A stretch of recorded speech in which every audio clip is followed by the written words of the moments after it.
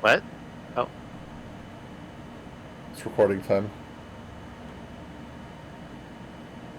Where's all the butts? Butts. I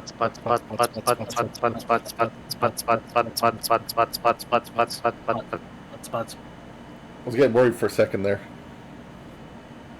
Dicks. Dicks. Heinies. Anywho. A booby or two. No dick. Shut up. There's your cake, Swim.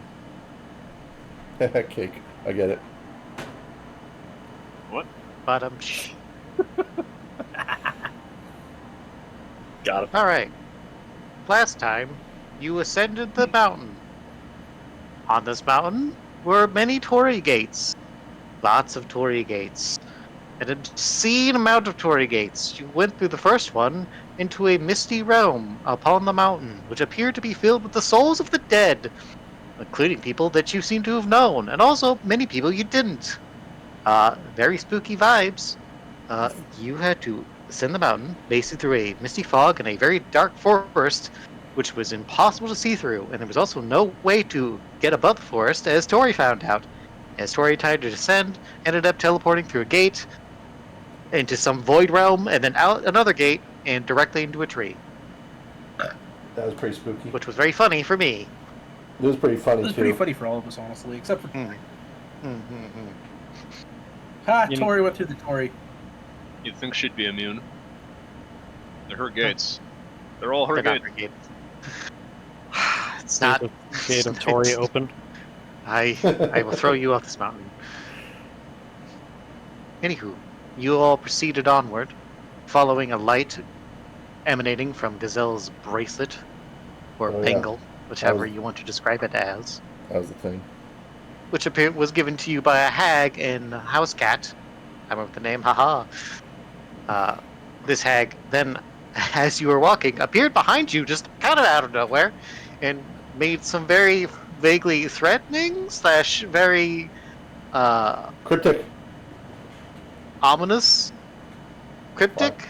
More ominous than cryptic. I don't think she was being extremely cryptic. It felt pretty cryptic, but it was ominous about too. Gazelle's past.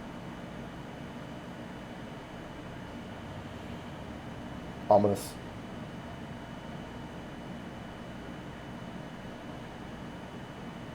I want another connection between the hag and Gazelle.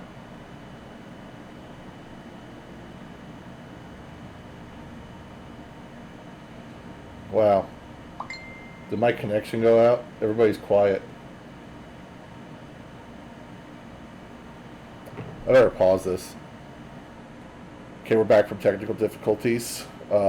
Continue the recap, my good chum. As I was saying, after the hag, which hag? Who hag? The wag. Wig. The wig. The wig disappeared. Wig. Lyle. Wiggy? And Adam, actually. Adam also was harassed by a ghost. Or verbally chastised by a ghost. Lyle was, like, verbally assaulted by several ghosts. They were pretty mean. Basically got jumped. Basically. They were not happy with him. How's Lyle feeling about that? Not great. Yes, indeed. Lyle is very freaked out and is continually insisting this is not real. Yeah, ghosts aren't real. What are you talking about? Despite the fact that it is most definitely real. Yeah, they weren't too happy to hear that. No, that actually made them even angrier. They were pretty pissed about that, yeah. Next level denialism right there. And then we particularly ran into one ghost that we'd seen before. Yes, Tori's dead. Yes, indeed. We did see Tori's dad. Tori's dad didn't really say anything. Disproving I was Japanese referring father. to the soldier that Lyle killed. Oh, that yes, guy. Fuck. Yes, we saw the ghost of the guy that Lyle had murdered, that the rest of you didn't know Lyle murdered. Yeah, it was awkward. I might have to ask him about that later. You probably should. You don't have to. We could just, let that shit go. You do what you want, really. I can't control you. I can just vaguely threaten you. Do that. We've gotten lots of. Thank you. Speaking of vaguely threatening, as you progressed onward, Apano spotted the kind of half-formed ghost of their owl, which was odd because the rest of these ghosts are whole, but this one was like patchwork and not really complete, and not really seemed to be aware, which distressed Apano. But upon trying to investigate it, you all found, and Apano especially found, that they were all being watched by eyes above them, glowing white eyes in the dark. I don't like that. Oh yeah, that was pretty spooky. Yeah, I didn't like that part. And after they watched you for a moment, they ascended into the trees and disappeared, all accompanied by a low growl. Well, not a deep growl, really. Very loud.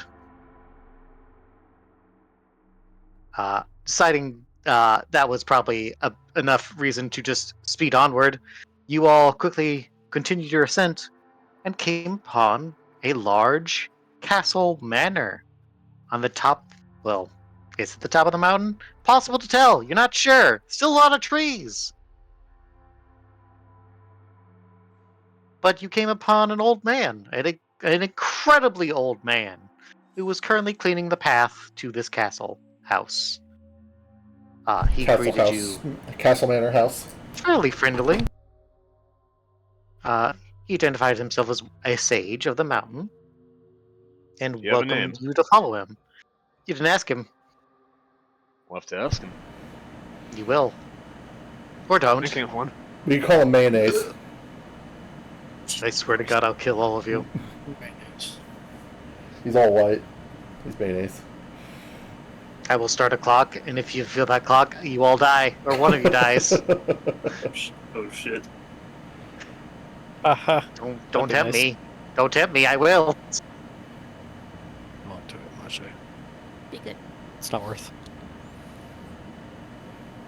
Anywho, that's where we left off. Approaching this castle manor. Castle Manor House. Castle Manor House. Castle Manor. That's right. Castle Manor Shrine House. I, So you walk. I please. think there may have also been something about, like, Adam's spear and Tori's mask, like the souls within were feeling restless. I think we had a few allusions to that. Yes, there was definitely like a feeling of restlessness, but they didn't do anything noticeable. Yet. They're No, yeah. the only thing I have about that was like when the eyes appeared, even on her was like, that's one tough cookie. That's fucked you. So All right. whatever the eyes are, it's something strong. Well, Both approaches. we zoom back into the present moment. You are all following behind this old man who's carrying his broom. He's walking, not like you would expect a man this old to walk. He's actually walking decently fast, as he kind of also sweeps as he walks. He hums a tune, an old tune. Probably none of you know, because you're all too young to know what the fucking song he's humming. Hippie. Is it Careless Whisper? Sure, it's Careless Whisper. Hell yeah. So, what all brings you to the mountain? That's a very good question. Wild blurts This out. light. Hmm. Gazelle holds up the bangle. This. Oh, that's an interesting thing. I can't get it off. I don't know. It's connected to you now. You're kind of stuck with it until it gets used up, I guess. Gazelle like scratches at it. No, I won't do any good. I mean, you No. could chew your arm off. That would work, probably. Do you know what it is? Or you'll have a Tell ghost him. hand. You could have ghost hands, though. That could be fun. Oh, that could be fun. You could have your troll friend there eat your hand or your arm. Yeah. Maybe later. Yeah, we just got here. Can we, like, not maim each other just yet? I mean, I wouldn't be maiming you. You'd be maiming yourselves, really. Alright, well. I was get out my bones. Not that there's much good left. Haha! You beat me to that joke. You I have was none? I was bidden to go to the gates of the dead and speak with the one who holds power there. Can you direct us? That.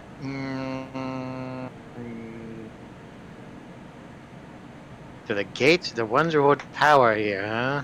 That could be 100 of these.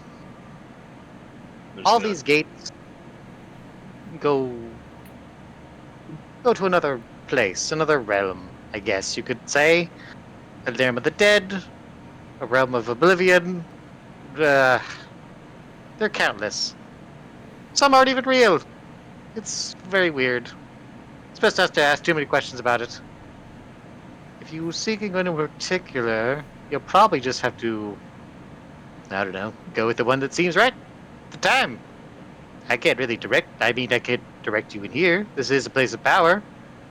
There's gates in, well, if you won't believe it, but there's gates inside this building too. It's very strange to walk through. Makes it hell to go to the bathroom. Ugh. How do the various souls know which Torii gate to use? Is there someone directing them? Is there No. Oh no. They go to the one that calls to them, that's all.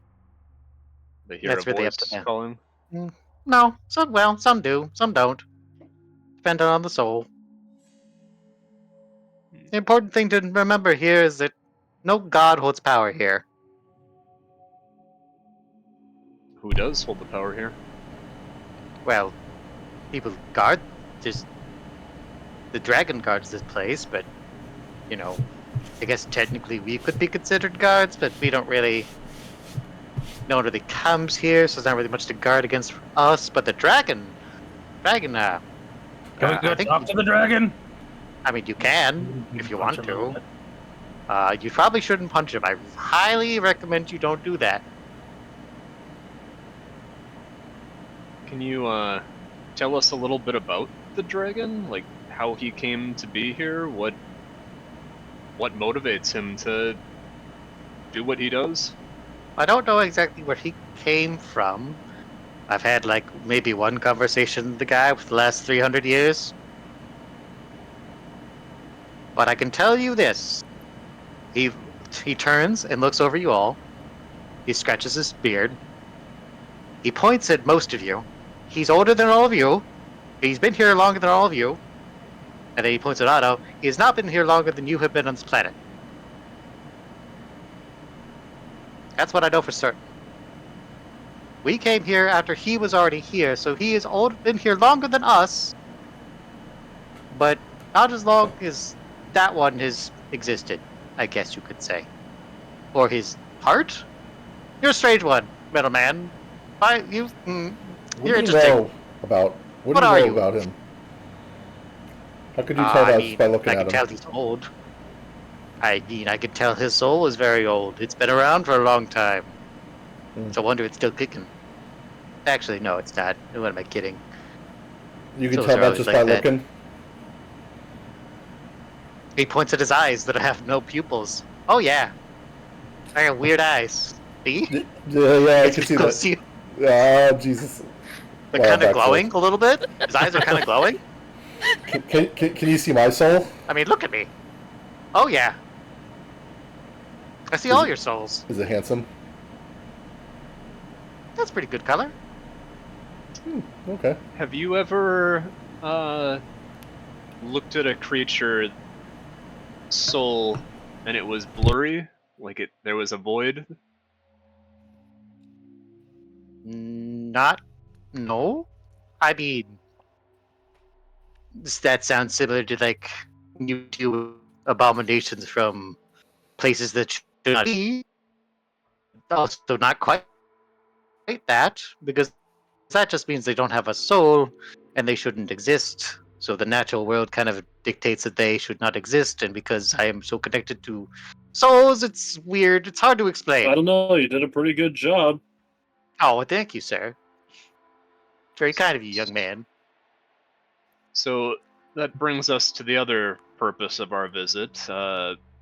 If one encountered those things that are not supposed to exist, we we're looking for some way to handle them.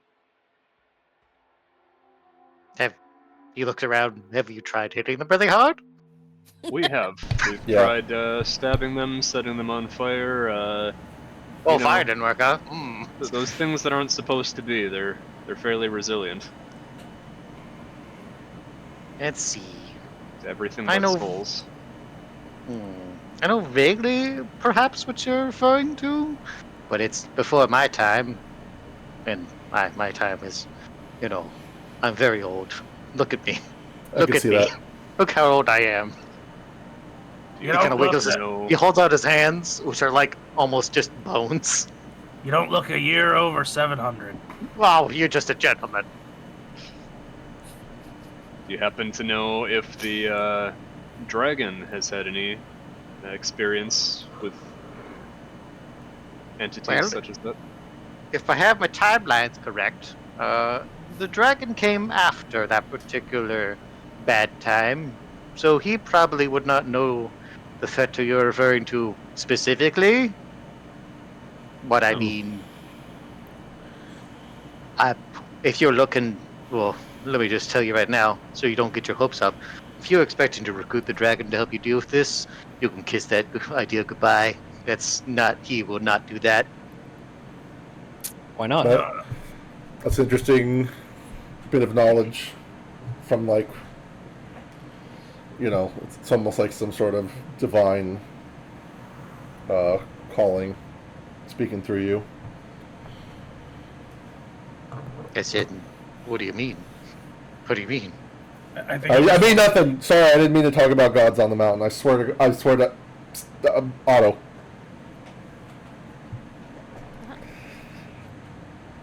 So, why then did the sages retreat up? We've heard that they'd been experimenting, making weapons and equipment through souls. What's the purpose of making all of that, if not to combat these things that should not be? So okay, so we've walked for a little bit. So now you're kind of at the front porch of this castle, and he kind of walks to a table that's fair and like sits down in one of the chairs. He gestures for you to sit if you want. There's a few chairs and a couple benches you can sit on. Well, that's a bit of a story, but I'll keep it brief here for you. We were smiths and craftsmen of great renown on the mountain below the mountain.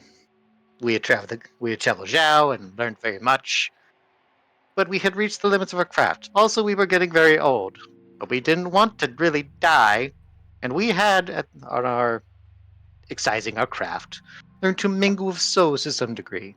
And even then, each of us could tell the great power they held. So we wanted to know more. And this mountain was a long storied place where the souls of the dead would go, and that the gods would not welcome here. And tampering with souls, kind of, most people are frowned upon that, especially if they're, worship the gods. They don't really like that. So we all collectively got together and decided to head to this mountain to learn more about souls. We came here, met the dragon. He didn't immediately incinerate us, so that was a good start. And we kind of began to learn. He established rules to us that don't overstep your bounds. Don't take the souls of the dead for granted. Don't steal the souls of the dead when they long for rest. Only souls we can really experiment with are those who offer themselves up themselves, or the long dead who have forgotten who they are. Which leaves our pool of souls to work with, very small. And you met one of the guys. He descended the mountain because he's kind of a dick. He didn't like that. Patrick, he was pretty good, but he just got too impatient. But by coming to this place, we've kind of escaped death, and being here so long has, well, gestures at himself. Have changed us pretty significantly at this point. I I'm surprised to learn that he didn't descend the mountain and immediately crumble to dust. So kind of good to know I can do that, I guess. Or maybe Right, well, get something for that. I don't know. I wish she had crumbled to dust. There would be a lot of people alive still. Well, people die. That happens. I guess not if you live up here, it doesn't. Well, who knows if I'm actually dead or not? I don't even know. It's hard to tell. Hmm. Interesting. Yeah, that's fair. I have days like that too. Right? I like you, man. You're a good man. You're pretty cool too. Hey, what's your name? Oh, my name? Nobu. Nobu. Nobu. Nobu. Nobu. It's not mayonnaise. Nobu. Okay. So Nobu, Jim. You have a brother named Naga? I do, actually. Oh my How'd gosh. you know? A lucky guess, I think. Oh, well. Hmm. Should introduce you. Anywho. Yes, sir? What's your question? I was just gonna ask if there's you. There was Jim, who was not as friendly as you. Are there others like you? Oh, yeah. Many others? Things like 5 others? There's 5 others. 5 others, okay. Mm-hmm. Interesting. Yeah. Well, we've been here a long time. Would you or any of your 5 more friendly friends know anything about, say, I don't know, restoring a soul that's been taken?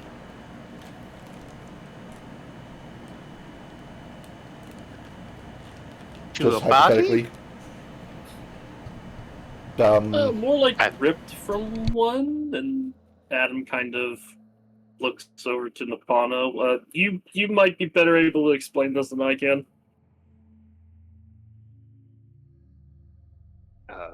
It's your buddy after all.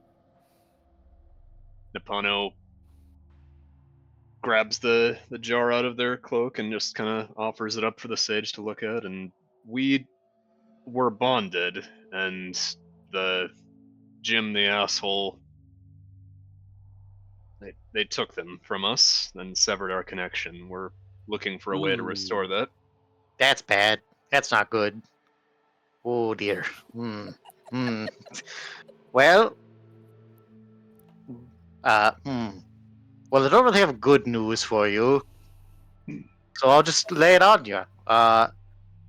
If they had a body for me to return them to, potentially I could do that for you. Now they might be pretty exhausted because such a thing is pretty bad. The body would have to still be alive technically. Doable. This is not the case because this soul does not belong in your body. But it was connected to your soul, which also has been torn up a little bit by this. So you also are not doing great. So you also don't have long. But I guess good news. If you just, I guess, want to just release that soul be okay. I mean, this soul will be okay anyway. You would, I mean, if you're worried about going, if you're dying, if oblivion is what you're afraid of, don't worry, you'll be fine. When you die, that is. But no, as they do not have a body for me to attach them to, not really a thing I could do. It's like the nerves connecting this soul touches the jar, and you touches your chest. Were ripped out. So, can you imagine how difficult it is to reattach a nerve, and then several nerves, without fucking up at all? I mean, You we could just have not. to sew it back together, right? Well, normally, I mean, if you were using thread or something, sure, but this is not that. That was just an analogy, I guess you could say. But It's what if very we hard. use the thread? What kind of thread? I don't know, just regular thread. Not doable. Doesn't really work like that. Hmm. Good thought, though. Well, None of that was good news. Oh, well, I haven't had much to talk to. You guys all heard my jokes. How do we reattach them? Oh, that would require some, hmm. Well, being dead would be helpful. So if you died, it'd be more doable, I guess. So I guess I could kill you and then try to do it, but still wouldn't be guaranteed. It doesn't sound See, productive. I mean, if a god intervened and attempted to do that, that would be probably more doable. They have a way of more fucking with those sorts of things. So if Now, I lost my own life, you'd be able to pair our souls together again more easily and then stuff us back in the same vessel? I mean, I can't promise that I would succeed. It would be very difficult for me. We deal with inanimate objects and dead souls. Putting them in a living thing is feasible, but not easy. And while we're very good at it, it's always a bit touch and go, especially considering that you appear to already be almost dead anyway. So, your body's not doing great, is what I'm saying. You need to be in perfect health, and your body needs to be preserved. I don't Well, suppose any of you are a cleric, are you? Um, kind of raise no. my hand. Ish. I think Well, I'm the that closest thing to a cleric that we have. well, you would be dead, so you would not be able to help. So that's not good. No. Really, the best advice would be to, well, try to follow the advice you were given, I guess. If someone told you to come here, then there's probably some sort of plan in play. The gods, We well, they can't directly influence souls here, they can certainly direct people here. And the gates are weird. They're not all under the dragon's dominion, so were you could. just told to go to the gates of the dead and speak to the one who holds power there. He did not specify which gate or what sort of price would be asked of us. Well, you could try to talk to the dragon. He does hold power, so that might be what they're referring to. But I don't know, I wouldn't say that's necessarily true. That's up to interpretation, frankly. I don't think we have much to lose. We've Well, already I come mean, all this way anyway. as long as you don't piss him off, you'll be fine. Probably. Do you know, we know that he doesn't tolerate worship of other gods up here. Do you happen to know exactly how touchy he is? If I mistakenly called out the name of my deity when I saw his eyes watching me, would that piss him off? He's specifically against gods interfering with the souls here. The souls of the dead are not to be touched by anyone, especially those of the gods. Once you die, you should be allowed to pass as you wish without the interference of the gods, is his creed. And worshipping of the gods would allow gods to hold power nearby, and he's not. That's a big no-no. Thus, the disallowal of worship near the mountain and on the mountain. But But the once you soul, pass through the Sound gate, too bad. if you once you pass through a gate, you're technically not on the mountain, and that's really your choice which gate you go through. So that he is okay with it. You just have to have the choice, which but is important. if the dragon doesn't allow gods to interfere with the passing of the souls, why are there so many souls in the forest? Well, difficult to explain, but hmm, Are they not able to pass on? It seemed like a lot of them it's had grudges and were attacking us, it's especially hard to Lyle. explain if you don't.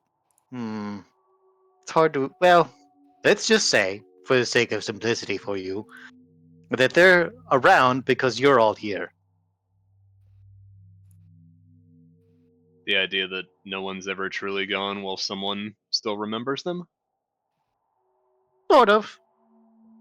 Something like that. But they're also just ghosts of the mountain too. It's just the ones that you know, the ghosts that you know, are called more strongly here. The mountain likes to test people, I guess. Loves to put the dead ones you know in front of you and heck, you have to look at them. Maybe to discourage people from going up this high. I don't know. So, are they not truly at rest? They can't ever find peace until What do you think at rest means? I think somewhere safe and warm and no conflict, no just eternal peace. Leave their griefs and regrets behind, then live on as peaceful spirits. So you'd rather they languish forever in eternity and never be allowed to move to another life? No, I think that's the goal, being able to move on. I think they're languishing for eternity in that forest. If No, no, no. You misunderstand. By wishing them to have rest for eternity, you condemn them to an eternity of just contentment. Do you think that's a good thing? I think I Contentment would sounds want my nice. loved ones to be content when they're Forever? The key word here is forever, eternity. These are the words you're using. You should question whether that's a good thing, is what I would tell you. But if you need to be to risk you have some assurance, the souls of the dead in the forest are not in agony or anything. Now, some of them might pass through a gate to one of the demonic places, and then the demons there might fuck with them a bit. But that just happens. It Again, almost. Oh, no. gates will call to people. People will go to the gates they feel they need to go to. It just kind of works that way. And in some ways, it's better to not question it too hard. I crossed into a gate on my way here, but then I What does it was look like to thrown you? out. Well, you don't belong there. Um, it's hard to describe. It was It like probably would be. an empty space, but I could feel eyes on me. Well, you're still alive. It'd probably be more difficult for you to perceive with a living body and a still living flesh. It'd probably be easier if you were just a soul.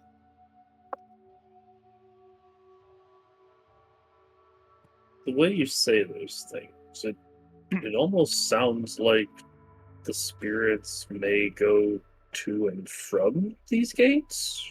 And this is true. They can come and go. I see. I had Now, it seemed like those were almost like different afterlives, and once you were out of here, you were out of here. it depends on the gate you go through. And time will do its work. I see. Eventually, the soul will erode. Not the soul, but the memory of the person will erode, and they eventually will. Well, they've already died, so they're. Hmm.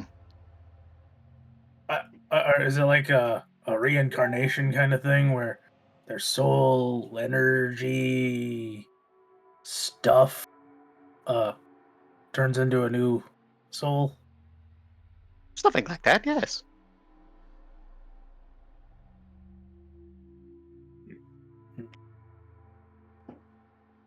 well, it doesn't sound so bad. No, it's not bad. It just is what it is. It's not necessarily good either. Dying still sucks. And especially if you wander too much because you can't find a gate that you like. Or you get trapped behind another gate. You know, maybe you get thrown into a hellscape or something and there's demons there and they want to torture you and then you're stuck. Because you can't get back to a Oh, gate. I had a dream like that once. Well, it happens. It wasn't fun. I bet not.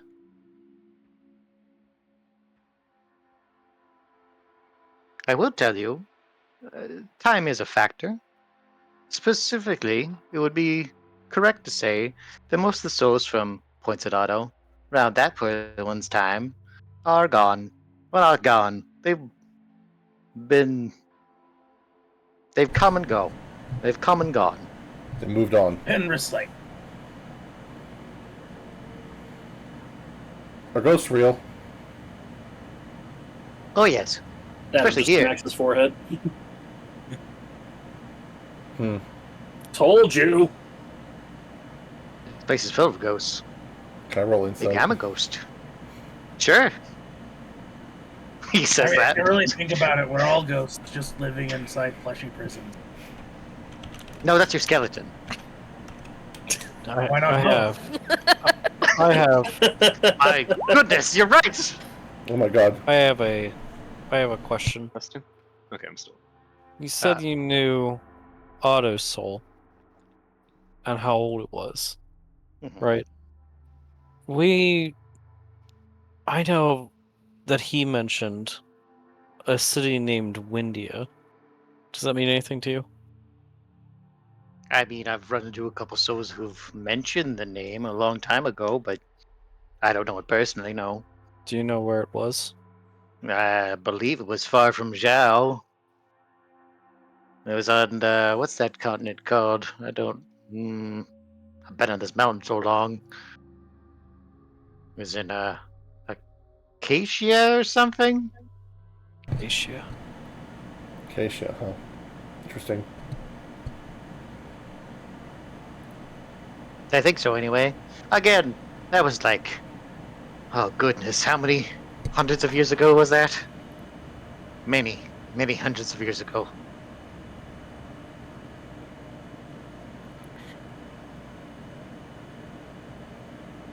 Ooh.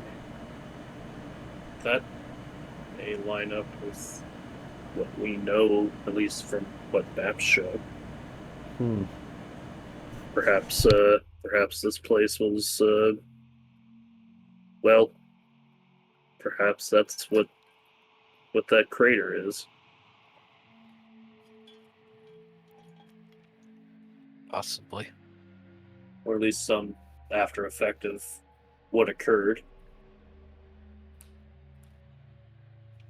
I think we'll have to go there. Just find out for sure. Sounds Pretty sure. spooky. Pretty sure that's just the result of someone having some really bad diarrhea. Okay, we don't need to go there, but But Yeah. we're also here about the stories of the Emperor, don't forget. So we may be Oh, able to- that guy? That guy who came here and just kind of just kept pestering us until we gave us some of our back stock? Yeah. That's Yeah, that okay. sounds That was a hell of a guy. Sounds like him. Both the worst and the best.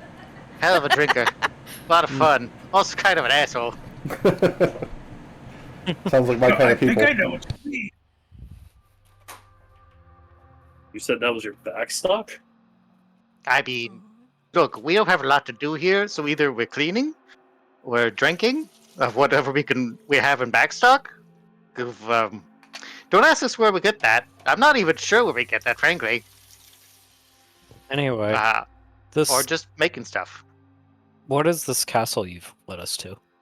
Oh, we made this a long time ago and just keeping it upright, you know. And then eventually Tory gates started appearing inside of it, and that was confusing because we didn't make those. They're really pesky, you know. They kind of just crop up everywhere. They're like weeds. They just appear on their own. Look over here, and it points like at the railing, like between two of the railings, is a Tory gate. There's Oh. another one. That wasn't there earlier. God dang it! Do they disappear too? Is it like Yes, it's so annoying. I reach my hand over Like I said, and it's I- hell of a bathroom. Lyle hesitates at the entrance to the little Tory gate, and he starts extending a finger towards it. You poked your finger through the Tory gate. I do poke my finger through the Tory gate. Hmm. something Hmm. bites?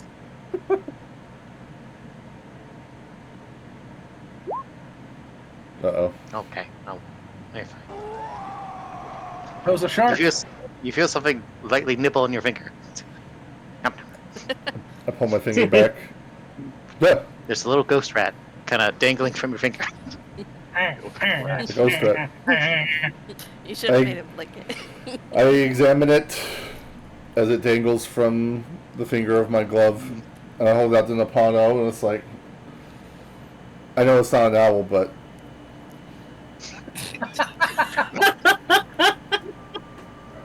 Bro. Holy shit. Adam just kind of scratches it. So animals, the souls of the dead also include animals? I mean, most living things have souls. Do bugs have souls? No, Yep. that makes sense. That tracks. Demons have souls. Most things have souls if it's alive. Plants have souls. Hell, even inanimate objects can generate souls eventually, given enough time. Do Souls are fish kind have of weird souls? like that. Do fish have souls? Yes, fish have souls. How dare you say such things? Of course they have souls. Now apologize to all the fishes in the world right now. Gazelle's face like lights up. He looks at the others. Guys, we should get a fish and beat the Cladis with it. Do you see what I deal with here? I do. I think he's charming. What's the problem? Oh no. can you get this rat off my finger? No, sure, head here. Where's the dragon? I would like to ask it for help so that I can just get off this mountain quicker. I'm just gonna cover it to the point here. I want to talk to the dragon. You want to talk to the dragon? I don't. I think the dragon is scary, and we should leave him alone. He takes the rat and starts petting it. The rat just kind of sits in his hand. Adam just looks over at Gazelle. The light's still like pointing in a direction, right? It is. It's pointing inside. Adam just looks over at Gazelle. Any idea what that's about? It's still pointing you somewhere. I mean, we could go find out. You should go Oh. find out. I don't know if I want Speaking. to. Yeah, well, that's all the more reason why you should. It's not a bad thing. Can I just cut my hand off and pretend it never happened? I mean, you could, but then you wouldn't get all the sweet boons that probably come with it. Oh, I really like sweet boons. We all like sweet boons. Yeah, tell me about it. Can't argue with that. Not Well, you sagely. you said Boone with an N, right? Okay. Those are good too. Sure, believe whatever you want. As for your question about the dragon, heading inside will likely lead to the dragon too. Gazelle just kind of starts dragging his feet and like walking towards it. It's like, okay. I'm still I should scared. warn you, the space inside the castle is kind of weird. The toy Fair. gates will also kind of teleport you around, so don't get too disoriented. I'm You're already I'm always cleaning. disoriented. Wait a minute, you're not going Oh, to guide you'll us? make it, buddy. I believe in you. Why aren't you guiding us? Where are you going? I mean, I gotta clean out here. What's what I'm doing? I'm cleaning. You guys will find your way. You made it this far. You're fine. God, we just spend Yeah, that's why we have the light. I guess. we spend the last like Yeah, there you go. 20 minutes talking to the janitor, wasting time. Not a janitor. How dare you? You kind of look like a janitor. Well, you look like a janitor too. I do How does that not. He's got you there. Does that feel good? So good, does it? I'm gonna go. That's probably actually the nicest thing anyone's ever said about him. Not the nicest. Come on. It's like top 5 though. Well, thanks, Nobu. Well, maybe we'll see you on our way out. I mean, we'll probably see each other before then. Again, I might be teleported inside. Who knows? Have fun. Waves a hand. See ya. Adam And if just, we don't see you again, then we'll probably see you when we die. Oh, probably. yeah, fair point. Let me know when you come back if you want me to turn you into any sort of weapon or anything. I really want to be a pair of gauntlets. Okay. Doors close. You're really jinxing our adventure here, Gazelle. I'm sure it's fine. Why? We're not immortal. We're gonna die someday. Yeah, let's not die today. Called Some of us more future than proof. others. All right. So you Yeah, step we inside. You're greeted with a grand hall with several different doorways leading to different rooms. There's a staircase going upwards. This room seems much larger than you thought it would be. You do see torii gates kind of nestled between railings here and there. One of the doorways does have a torii gate styling above it. There's a torii gate going up the stairs. Sweet.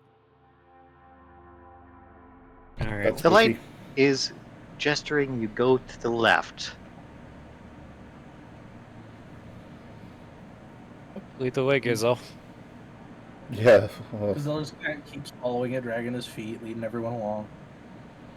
You step through the doorway to the left. As you step through it, Gazelle disappears. As you all step through it, you all don't disappear. The Gazelle is gone. Well, that's Is great. that the Tory gate? Yeah. And there are crap. torii gates everywhere. He's dead. All But is right. the doorway we just stepped through a Tory gate? You looking back? Yeah. It's on the inside though, so you couldn't see it. What? Damn it!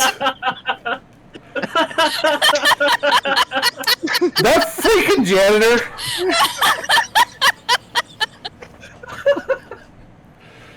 Ah! Ah, Can I go home? This was a stupid idea. This is gonna be a long day. And Oh, my sides let's, hurt. let's follow Gazelle for a little bit. Gazelle, you step through the torii gate, and now you're in a hallway. But no one's following behind you. You don't hear any footsteps behind you. Gazelle kind of looks around, and turns around. You look, He doesn't even look notice. behind. You look behind you. There's a torii. There. Well, there's not a torii gate behind you. Actually, it's just an empty hallway going to a wall. And then there's a longer hallway ahead of you, heading to another door. And the light is leading you toward that door. Gazelle looks over at Barry and says, I don't think we're in Kansas anymore. What's Kansas? Don't worry about it. Wait, We're alone, so I can talk normally now. I just Well, yeah, because assumed. we're the only ones here, so you can understand each other. That's right, of course. I'm scared. Sir, I'm scared. Sir, I'm scared. Me too.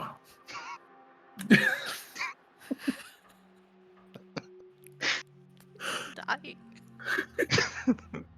It's Gazelle just keeps walking. Like, he kind of shrugs. Like, I'll find them eventually. Hold on a second.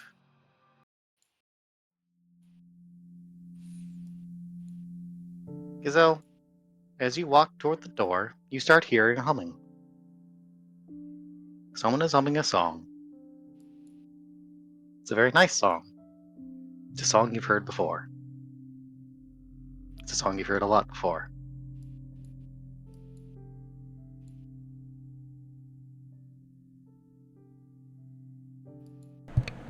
Do you enter the doorway?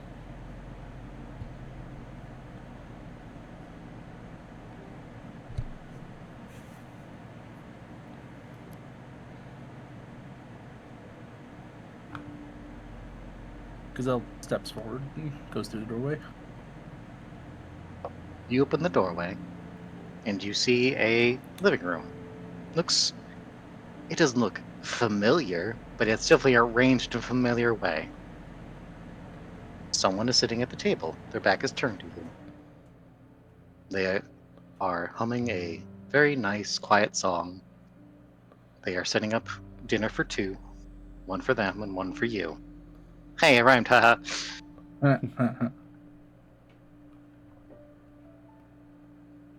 But they don't turn to address you.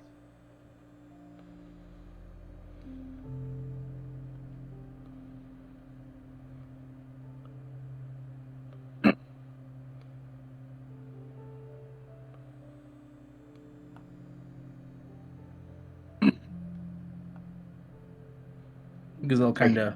Yeah, I'm thinking. Sorry. Okay, you're thinking. I thought you were trying to clearing your throat. I am a little bit because like my throat's like kind of fucked from the voice. I thought sure. Gazelle was clearing his throat. Like, excuse me. Excuse me, that was woman, just pay me. attention to me.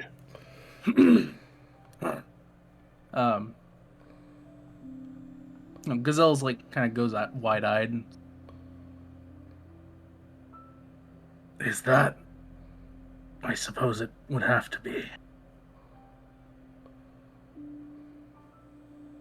You see this shit, Barry? And it takes a step forward. Step inside. The woman turns and looks at you. Now describe Eve for me, and all of us. Shit. I don't fucking know. God damn it. Just You go. got this. Just string of consciousness. Go with your Describe heart. your wife. What woman did Gazelle marry? He had a smile that could light up the room and a booty that never quit. And a beard larger than his. Sorry. A lot of things about her pointed out to me, especially her nose. She's quite a lot taller than Gazelle, actually. In fact, she's human. Oh. Oh. I hope so. What about the beard then? Like, she's not a Yord like he is.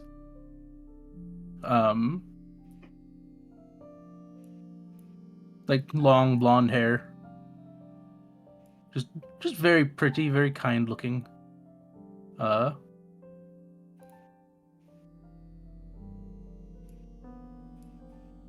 don't fucking know. Help me out.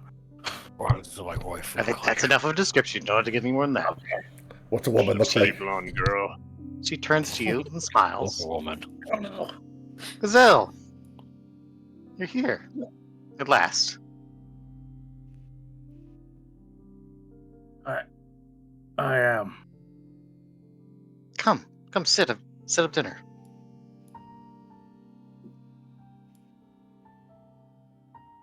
Gazelle just kind of thinks for a moment and kind of shrugs and then goes and sits down. As you walk around her, you notice the light from the bangle is stretching from your bangle toward her wrist, and there's a matching bangle on her wrist.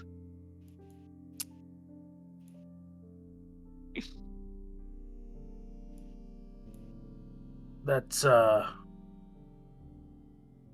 it's a nice bracelet you got there. Well, an old woman gave it to me. God damn it. Said it would bring you to me, so we could talk. That's fair. It's been a long time, Gazelle. How are you doing? You don't look well. It's been difficult. Very, very difficult. Kind of sighs dejectedly, like really. She reaches out and puts her hand on your hand. I know.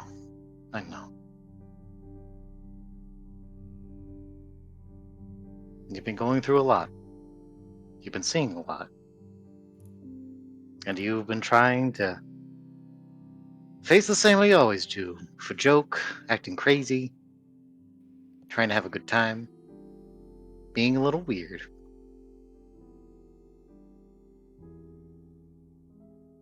Yeah. He just kind of smiles like, yeah. And I see you have a new friend. Who's this?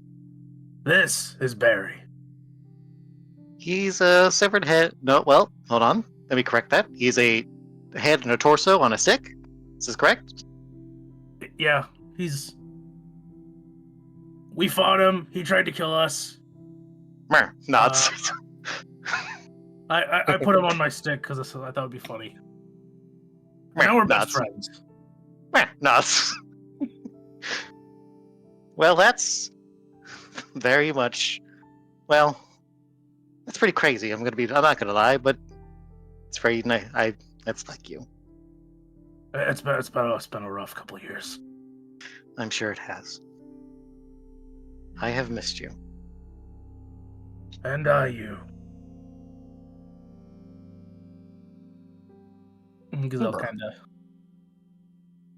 of tugs at his shirt and kind of like nervous. It's like, oh, is it hot in here? I don't know. Is there... She laughs and she gestures. Come on, let's eat. We can talk a little more after we have some food. You look hungry. This isn't like soul food and it's gonna kill me, is it? No. It's, well, I can't tell you what's real, but this place is strange, so you'll basically be eating real food. Good enough for me. He throws caution to the wind and starts eating. She eats a lot more calmly than you do, but you two start just having a meal and having some conversation. You start telling her about your story, your tale, where you've been, what you've been doing, the kind of stuff you've been doing, and just kind of having a nice meal with your wife after a long goddamn time. And while Gazelle is having that nice moment, we're gonna move away from Gazelle and go to the rest of you as you're all panicking, going crazy. I'm scared. You should be scared. You're in a scary mansion, full of Tory gates. They'll teleport you places. You'd be stupid not to be scared. But you Anybody should see go where through one of the Gazelle Tory went? gates. It'd be funny. Do you see where you saw Gazelle go through a door and then disappeared? Do you think we should go that way?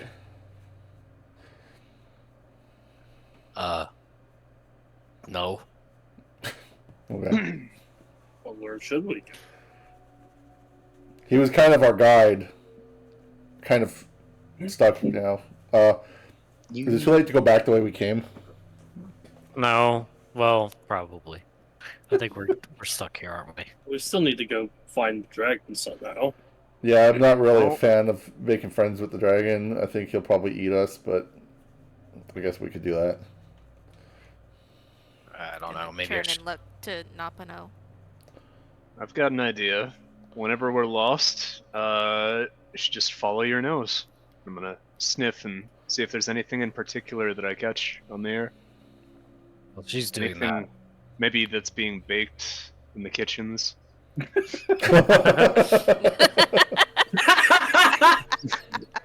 Trying so On the hard for that wind. cake. On the wind is the sweet smell of baked goods. Oh shit. Oh, here we go. Shere Khan perks up. Wait, your spear can smell? Yeah. Hell yeah, you can. He's not a ghost bird. He's a dragon. He's a little drake. Oh, sure, Khan. Yeah. Never mind. I meant to honor. Sorry. Honor.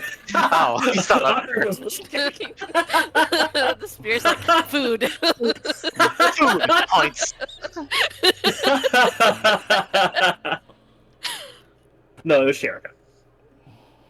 That makes more sense. Smell it too. Don't discriminate. Don't discriminate. Seems like Shere Khan's found something. Shere Khan starts sprinting in a direction. Uh-oh. Adam gives chase. Follow him. Hope we don't go following. through a separate Tory. Alright, I got no better ideas. Let's go. Are you off? All right, everyone follows. I guess so. I'm scared, Yes. I don't hear any objections. So, you all follow the smell of the baked goods. You will pass through a Tory gate. It is kind of unavoidable. There is Okay. always a Tory gate kind of tucked in somewhere. Like every passageway has a Tory gate in some manner. Somewhere. Some halfway, some most way, some tiny, some big, some small. But you pass through one, and you immediately run to a door. Like, you pass through a Tory gate, and now you're in a tiny hallway, and there's a door in front of you, and you smell the baked goods coming through that door. Wow, I'm impressed. I don't know how you smelled it through that. You just sniffing the door. Through Like a dog. space and time. Adam just kind of pushes the door open. You push the door open. You see two figures, one small, one human-sized. The small one is sitting on a bench in front of a counter. It appears to be in a kitchen. The other is another old man. This one has long, stringy hair. He doesn't have a hood on. He's got big mittens, and over him he has an apron that says "Kiss the Cook." Okay. And in his hands, a big fucking cake. Oh my god. In front of him, on the counter, is a goblin. Oh, here we go. Hell yeah. Oh, it's time. Jibbles! What are you doing here? Cake thieves! It's my cake! He jumps on the chair and points the knife he had in his hand towards you. It's my cake. No have. No share. Gibbles. Oh, it's okay. Everyone, just give him some antitoxin from your bag, and he'll warm right up to you. I don't want your Andy. Don't you think you can play me, Gibbles? Jibbles, don't you remember me? It's only No. been a year. Stop to think. I don't know the time. Don't you remember we were in that Tengu castle? Time is an illusion. It's not real. Yeah, I suppose that's true. But cake, you can always swear by that. That's not a lie. Right, cake is not a lie. Don't listen to anyone who says otherwise. They're liars. Well, I'm gonna kind of try to approach him and like get him to put the knife down and go in for like a handshake or a fist bump or whatever. I don't know you. Seriously? We just established that time isn't real. I don't know you. Oh dang.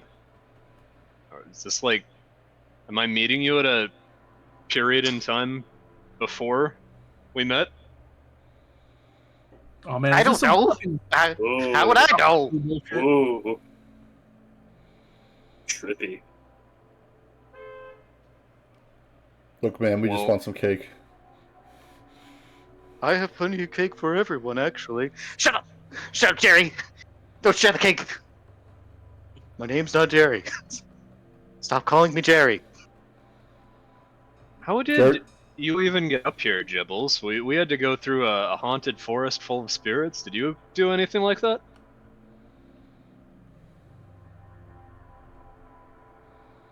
What kind of question is that? What do you think I am? Someone who tells people where I've been? I mean, yeah, that's what friends do, right? We're not friends. I don't know you. We just established this. Alright, well.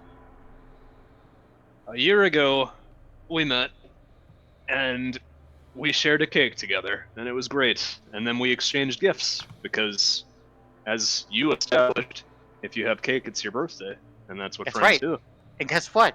That's my cake, so it's my birthday. So fuck off. It's mine. I think it's my Jibbles, birthday. Be like that. Don't you sass me. Don't you tell me. Don't talk to me like I'm a child. I'm 4,000 years old. Are you? I thought You're time not. had no meaning to you. Except when I'm trying to be smarter than you. Yeah, There's I'm no- trying to catch you in that though. There's no way you're 4,000, dude. At this point, Jerry, or whoever he's named as Jerry, has brought out another cake while he's distracted for all of you to have. It's kind of slides it toward all of you. Here, just have some. Don't. He's distracted. Don't worry. Have some cake. Puts out plates. Lyle definitely takes off his glove and like sticks his pinky finger into the bit of the frosting and tastes it. Now, It's this delicious. isn't made of souls, right? We know you make souls into everything up here, but not cake, right? Does Let me it taste- ask you a counter question, sir. Do you really want me to answer that? I mean, I kind of do on account of like having a soul in a jar here. Look, just eat the damn cake and don't question it too much. Or I might not give you cake. I might give more cake to Gibbles. Gibbles! Not Gibbles! Like, sorry, Gibbles. So what's your name then? Ah, It's clearly not Jerry. Jay Shao. I'm Jay Show. I'm gonna go The with cake Jerry. man. Yeah, I'm calling you Jerry. I can see where Jibbles is going with that. Ah, very well. Don't expect seconds, though. That's alright. I bet Nobu also calls him Jerry. Oh, that's fine. Well, I'm gonna have a slice and thank Jexel very much for preparing it for us. Oh, I didn't prepare for you. I just prepare these every so often. I get very bored. And I like to bake. Excuse me. Regardless, thank you for sharing. That soul food No must be problem. pretty good. Soul food, angel food. It is delicious. Adam takes a bite of his cake slice, and yes, it is very tasty. Jerry is annoyed because now you've pointed out that it's his birthday and you've not given him anything, so now he's extra mad. Jerry or Gibbles? Gibbles. Sorry. Too many J's in this room. Yeah, that's fine. Well, as it so happens, I was going through my pack, anticipating this, and I pull out a dagger for Gibbles, and I give it to him. Well, I thought Why we are were you gonna handing get me a like dagger? I thought we were gonna get like a goblin knife fight for a second there. Goblins killing each other over cake. Actually, I kind of want to test the time travel thing. The dagger that I'm giving it to him, does it look like the dagger that he's holding? Are they identical?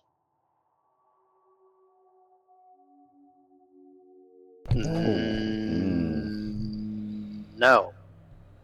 Oh, okay. Well, so much for the time travel idea. I mean,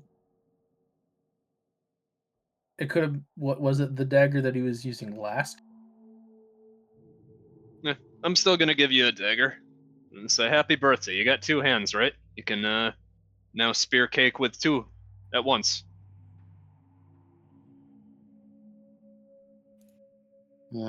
Takes the dagger. Acceptable, I suppose. What do you want? Well, we've got everything that we want except our companion was taken from us. I can't help you with that. I don't think there's anything you can do about that. That's beyond your power. No, that's plot thing. You're just don't try to circumvent the plot, stupid. Slap you.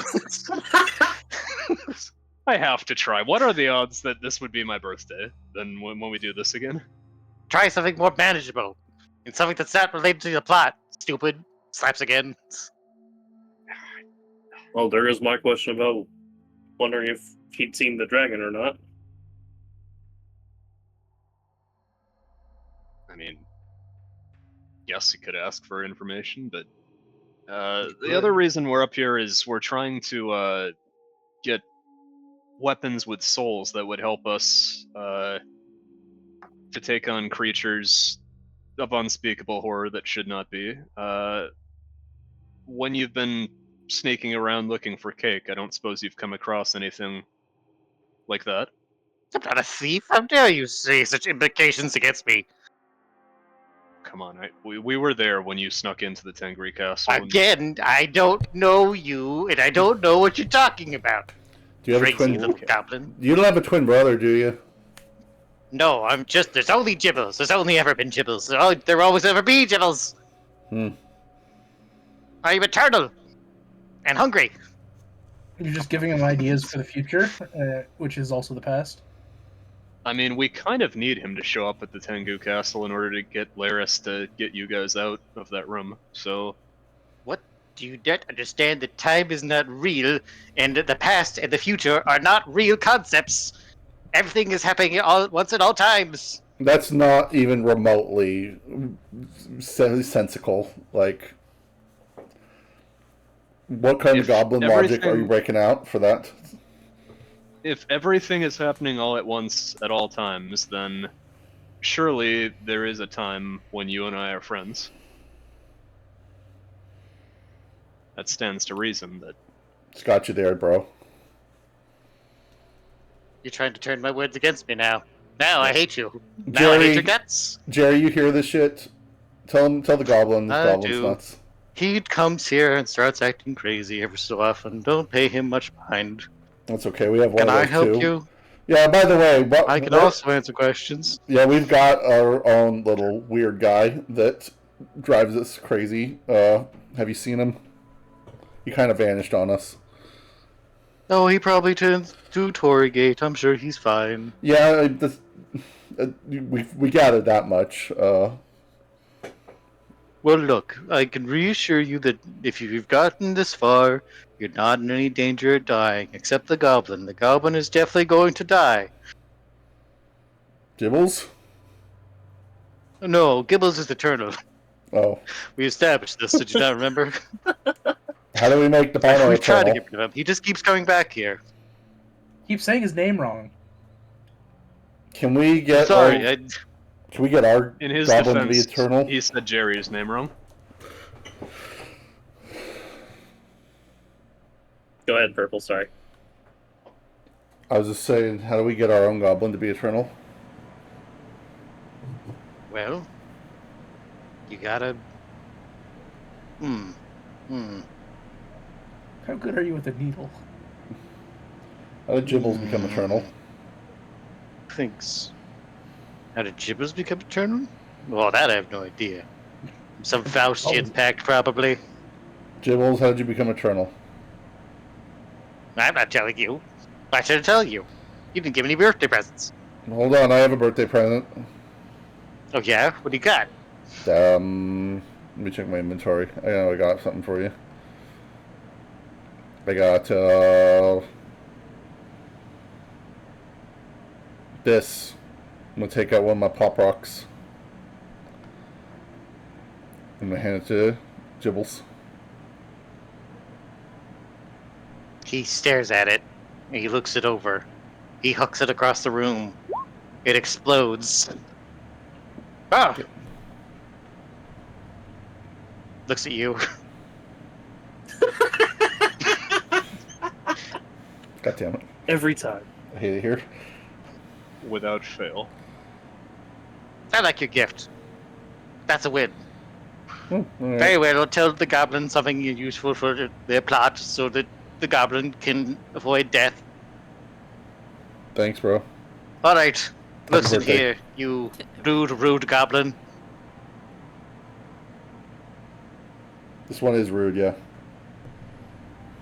I What you gave need you to- a birthday present already, and we shared a You cake. did, but then you tried to twist my words against me, and I didn't like that. And then you tried to insinuate with your friends, even though I've reassured you multiple times that I don't know you. I Come on, don't dude. know you. We bonded over finding a cake together, the same as we're doing now here. Like, Oh goodness, how many times must I tell you that I don't remember this? Anywho, look here, goblin. Look here. What you need to do is you need to find the deepest part of this castle and speak to the being beyond the gate there. It is the deepest Tory gate in the castle. It does not move. Rest of these gates move all the time. It makes it hell to navigate this place. But you need to get to the basement. You understand? understood. Wonder why Nobu didn't mention that when we asked him where the main gate was. Oh, only I know this. This is the gift for the birthday present, stupid. Why would he know the birthday present? You wanted a gift, didn't you? Yes, but in universe it makes more sense that Nobu would know that. We told you, none of this is real. Time's not real. What did you want from Gibbles the birthday goblin? You thought I made sense? Are you insane? No, You're the I one just, who... I just wanted to see you again. This has been a treat. Oh my goodness. This is ridiculous. I'm leaving. He gets up out of the chair. He hops down. He walks away. He opens a door that wasn't there a second ago and walks through. Like, I'm calling my attorney. You'll hear from my lawyers. Goodbye. I'll see you next year then. Door closes. Huh. Well, that happened. Oh, good. That was wild. Well, you left all this cake here. Still like half a cake left. I'll take it. Oh, that's even more surprising. I figured he would have You really upset him. unhinged his jaw like a snake and. Well, I didn't do anything different from the last time that I met him. Like, we Well, shared a you- cake, we bonded. Look, if I've learned anything about Jibbles the birthday goblin, is if you try to approach him like you know him, he'll get super, super pissed at you. We'll Don't remember do that for that. next year. It's a bad thing to do. Jibbles is always Jibbles. If you try to pretend you know Jibbles, you don't know Jibbles. Understand? So I just have to ignore the fantastic adventure we went on last year together? Yeah. Yes, because if you pretend to know him, then he feels self-conscious and he doesn't like that. So you need to not do that. It doesn't Thank- sit right to me to pretend like I don't know a friend. That I Then don't you'll recognize. never be friends with Jibbles the birthday goblin. I don't know what else to tell you. Alright. I'll file that away for next year then. You probably won't be alive next year. His existence will cease, but continue anyway. Go to the basement, silly goblin. Alright. Well, thank you very much, Jerry. We'll take the rest of the cake and exit back through the Tory Gate from once we can. My name is Jay Shao. Is Jerry real? Thank you, Jay Shao. Bye, Jerry. Good question, ain't it? Is he Cake real? Who Cake is knows? good. Is the cake real? Who knows? Mm. Tastes good. God, I want cake now. I The hate you cake would guys. not lie to us. Well, that's the power that Bill's the birthday goblin. He makes you want cake. He really does. I'm like, It's unavoidable. I will It's probably- his magic power. I will probably go to the store after this session. I will say that a goblin hand reaches through the ether and takes a meal, takes a bit of food from Gazelle's table, and then disappears.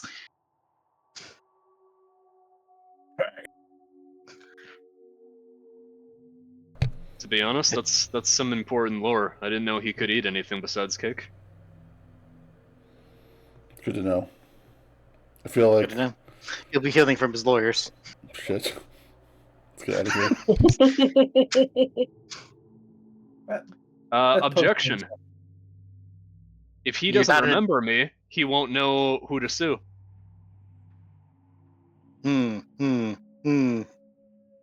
Well, this is not good because now you are trying to. This will not work out in your favor. I don't know why you think this will work out in your favor, because it won't. I guarantee you. It makes me laugh. That's all I Don't care tempt about.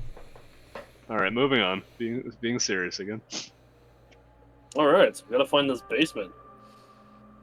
Sounds Should we terrible. find Supposedly there's a Gazelle? forge somewhere. Should we find Gazelle first, you think? Do you think he's in I the will basement? Find him on the way. Then after the chaos and the baker goods have been eaten and the smell of cake has kind of become normal for you, you all begin to notice noises, whispers, scents that you know, things you've heard before in the distance. But none of you are hearing the same things. And they're not coming from the same directions. Hmm. But they're calling to you.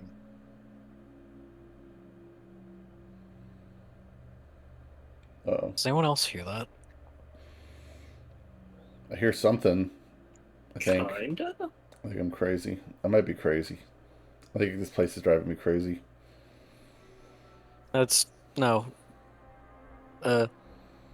No, I hear something too, but I don't know. It feels like it came from that way. I'm like gonna point in a direction. I think it came from that way. Well, and I Point. have a feeling that the basement is this way. Point in a different direction. We Oh. shouldn't split up, right? I'm getting some vibes that the basement's coming from vaguely up and to the left, and that's really confusing. That doesn't make sense. The basement would be down. Yeah, you would think. Unless we're down. Well, they did say these gates will send you all over the place, so. Should we? Well, we should probably follow the voices first. No, we are looking for Gazelle. You're right. We should find the old man before he gets into too much trouble.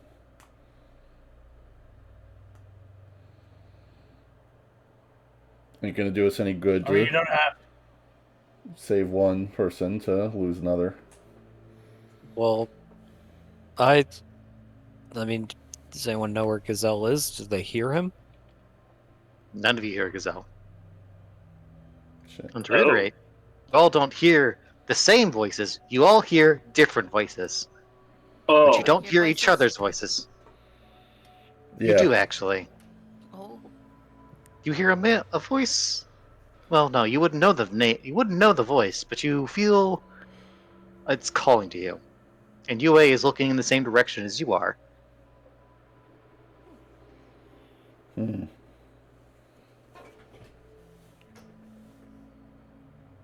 so we're all looking in different directions, hearing different things. Yes. You're hearing different things, smelling different smells.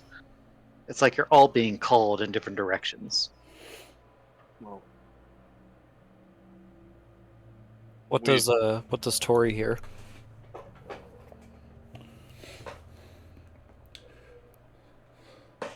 What does Adam- Tori hear? Adam kind of just like almost almost on reaction, sort of puts his hand into his satchel and places it around the music box he carries. He doesn't take it out. He just kind of puts his hand around it as he listens to as he hears what he's hearing.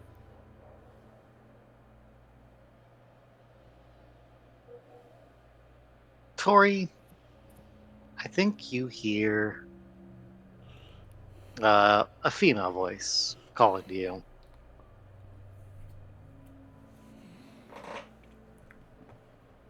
One you don't really remember, but you vaguely remember. Hmm. Tori's gonna turn and start walking toward the sound of the voice. What does Lyle hear? While you hear a lot of people. No. Oh. Do they sound happy? Oh no! They're just kind of conversing, like a distant conversation. Hmm.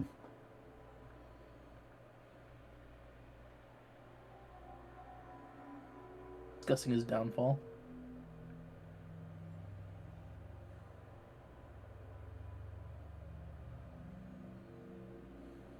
You can follow other people. You can go toward the voices you hear.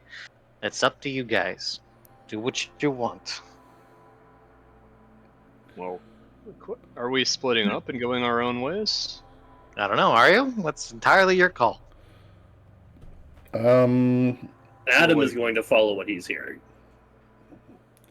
And Tori is following what she's hearing. Lyle follows Tori because he does not want to go toward what he hears. That's fair. Lyle goes after Tori. Remember the forest. Don't trust everything you hear. Yeah, ghosts I aren't think real. I'm gonna go with. I think I'm gonna go with Adam. Adam just kind of Okay. looks over at Nipana. But I feel like I've got to go here. Do you feel like Yes. it's something you want to do by yourself? I don't suppose it's much trouble if you come along if you want to. I mean, I've got my own place to be, but I feel like at times like this, you want the support of others, right? Adam just kind of gives a brief smile and nods. Sure. So, Yeah, if anyone else wants to follow me, that's your business. But I think I need to head this way. okay, try to meet back up here then after you find what you're meant to find, I suppose.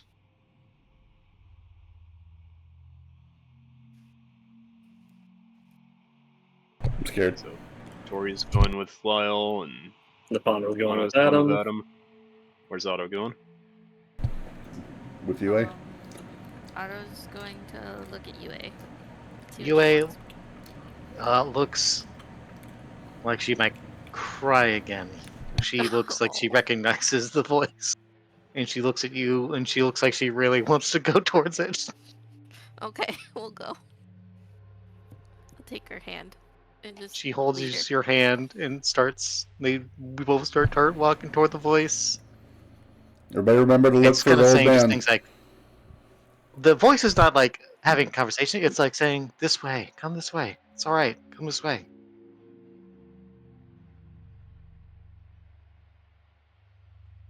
Okay. Well, now we split up into, let's see, 4 groups. One, Gazelle, Tori, and Lyle, Napano and Adam, Otto, and Yue. Yeah. So, Yes.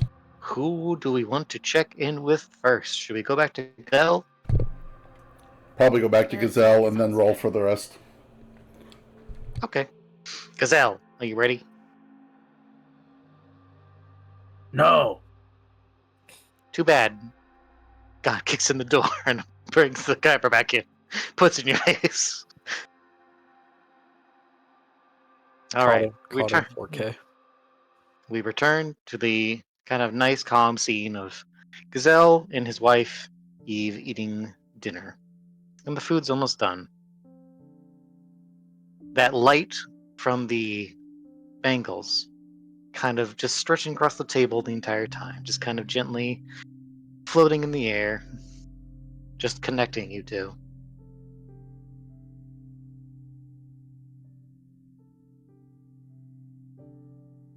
Eventually, it kind of falls into silence as you just kind of sit and eat, just having a nice dinner.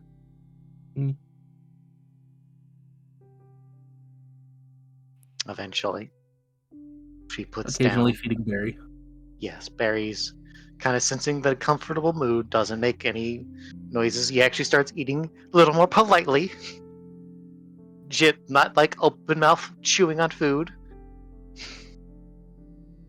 He's trying to be polite.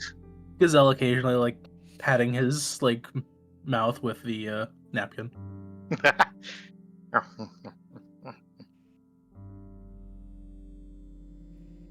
Eventually, Eve kind of puts down her utensils, having finished her plate. Been so long. Yeah. Gazelle, you know this wasn't your fault, right?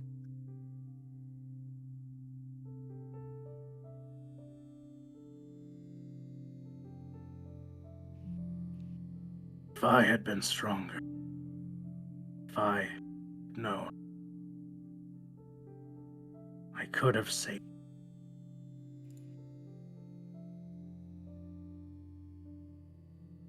Strength is ephemeral, Gazelle. It doesn't really make things better or worse. It doesn't change how things go. It just fools you into thinking it will.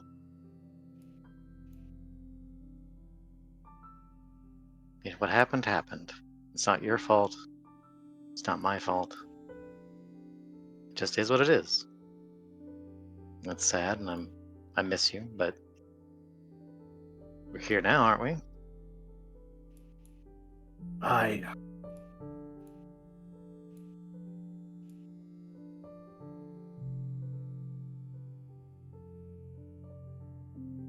It's a shame. I don't want to go. But I know I have to. There's no shame in it, Gazelle. You've got friends, and you've got something important to do. You've become incredibly strong since back then. I can feel it through this. And she lightly taps the bangle.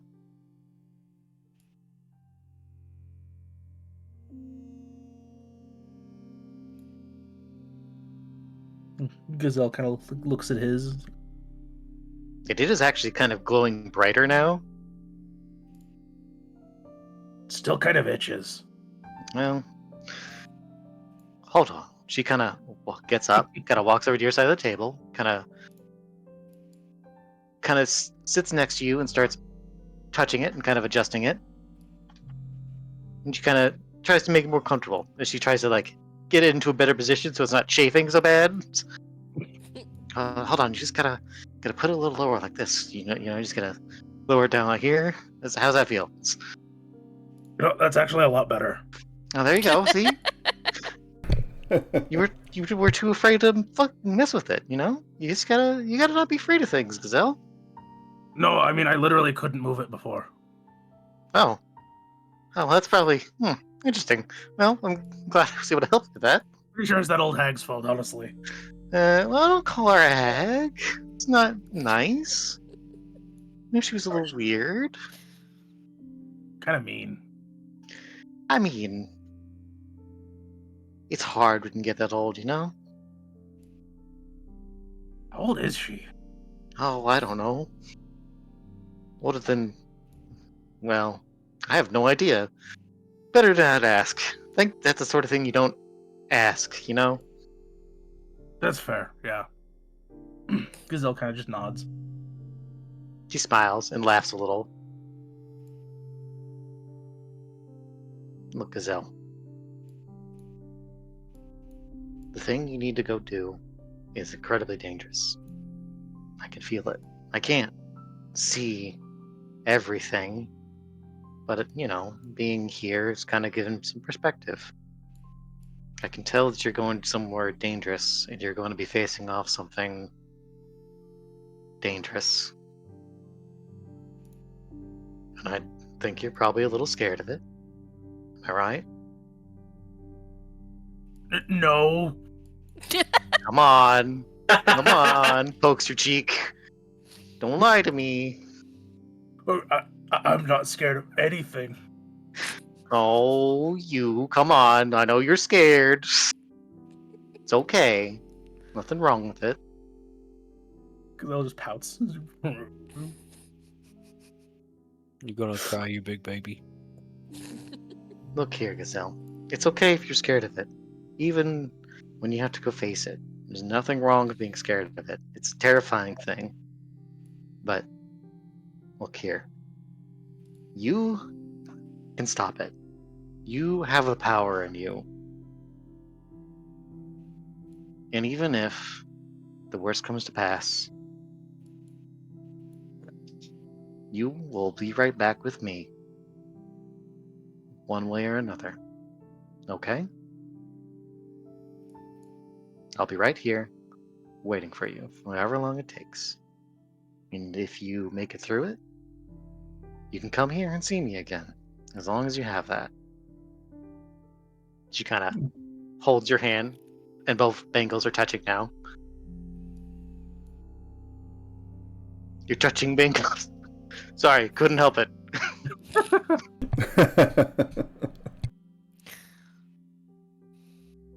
Gazelle just kind of closes his eyes and just kind of lets out a sigh. She kind of let go of your hand, then walks to the other side and holds your other hand.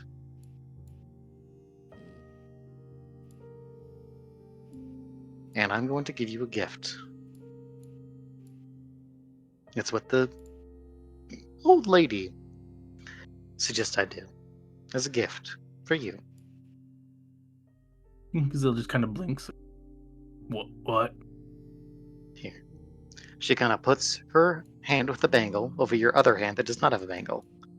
And you watch as the bangle on her wrist kind of phases through her wrist and falls over your wrist. And now kind of just encompasses your wrist and now is on you. So both bangles are now around your wrists.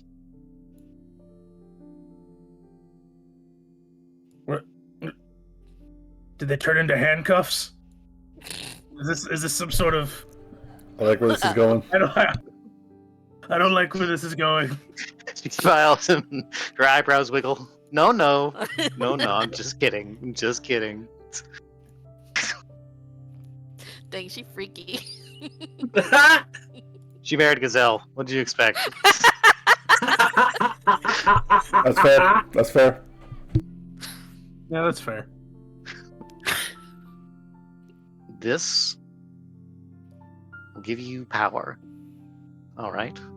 When you're facing something that, for all intents and purposes, is something the people can't destroy or stop, I want you to go towards it with the confidence that you can do it. You understand? Gazelle, he nods. And when you go toward that thing, honey, just punch it. Punch it as hard as you can. She I can did punch marry really Gazelle. hard. Punch it as hard as you can. Now that is something. She smiles and gives you a kiss on the forehead. Now, I'm pretty sure your friends are all kind of wandering around this weird castle house. And I'm sure they'll be done eventually. Castle House Mansion. Oh, yes, Castle House Mansion, yes. So until then. So, if you head out that door, I'm sure you can go find them. Or you can spend some more time with me. Whichever you want to do. As I'll be much right as I would like to stay. I know. If I stay any longer, I won't want to. I know. He Gives says you a he hug. stands up. She stands up as well and leans down and gives you a hug. He hugs her back. I love you too. I love you too, Barry. Gives Barry a kiss on the forehead. Oh. Shrinks, blushes. Gazelle looks at Barry. He's like, he does the hand position where he points two fingers at his eyes, swivels his hand around like. Okay. Watching you, Barry.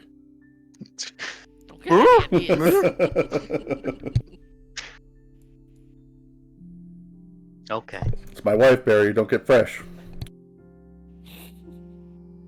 Tell her not to get fresh with me. Okay. So, Gazelle makes his exit, turning and leaving his wife behind. Yep. Okay.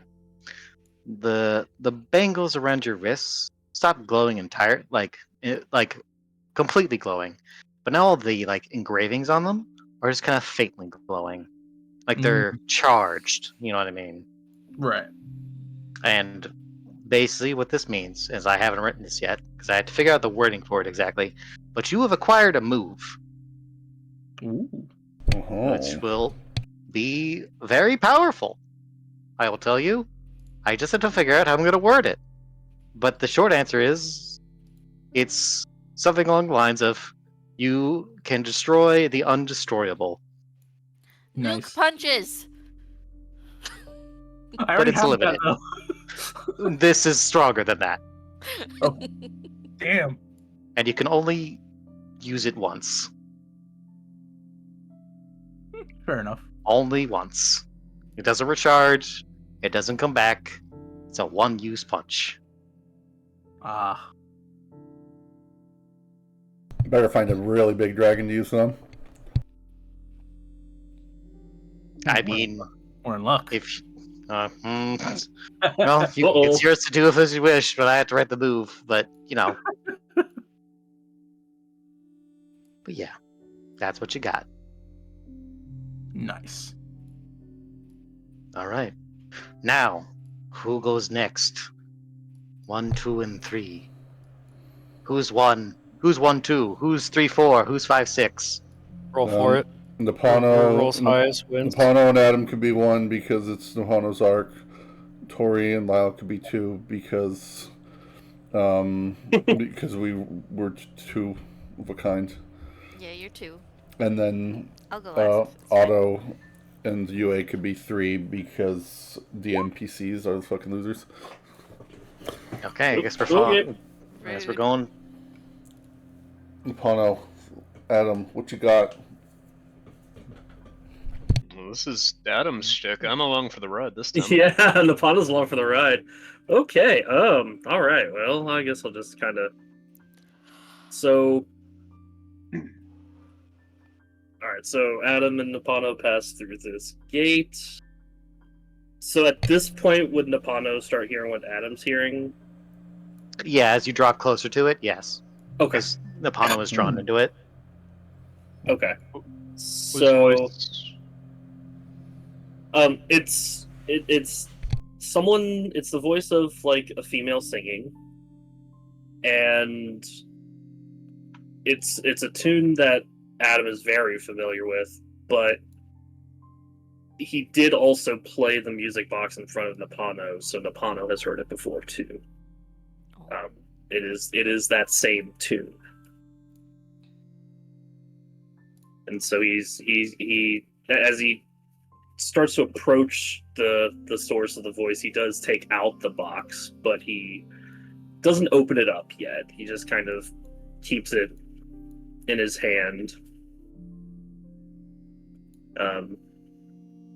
He's looking a bit nervous, like with each step. Like he's almost not sure if he should proceed.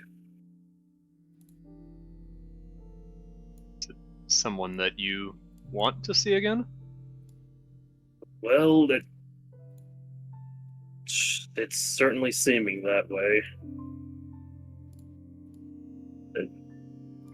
There's not too many people who would know that tune, at least that I know of.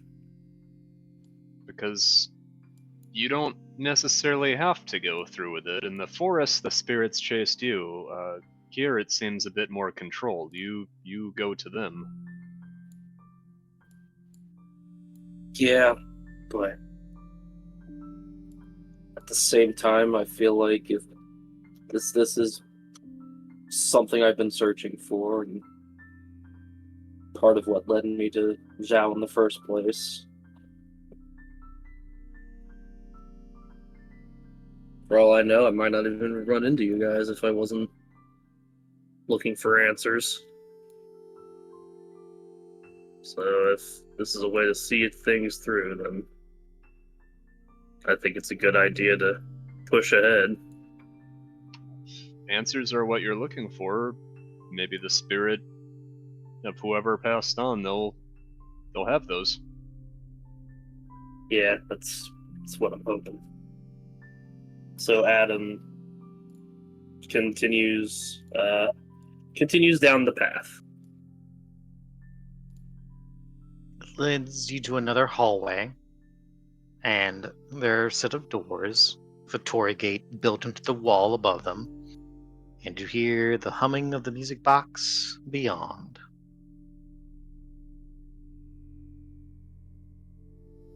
Adam just kind of takes a deep breath and then slides the door open and steps through to the other side. I'll follow, but kind of remain at a distance. Let Adam take focus.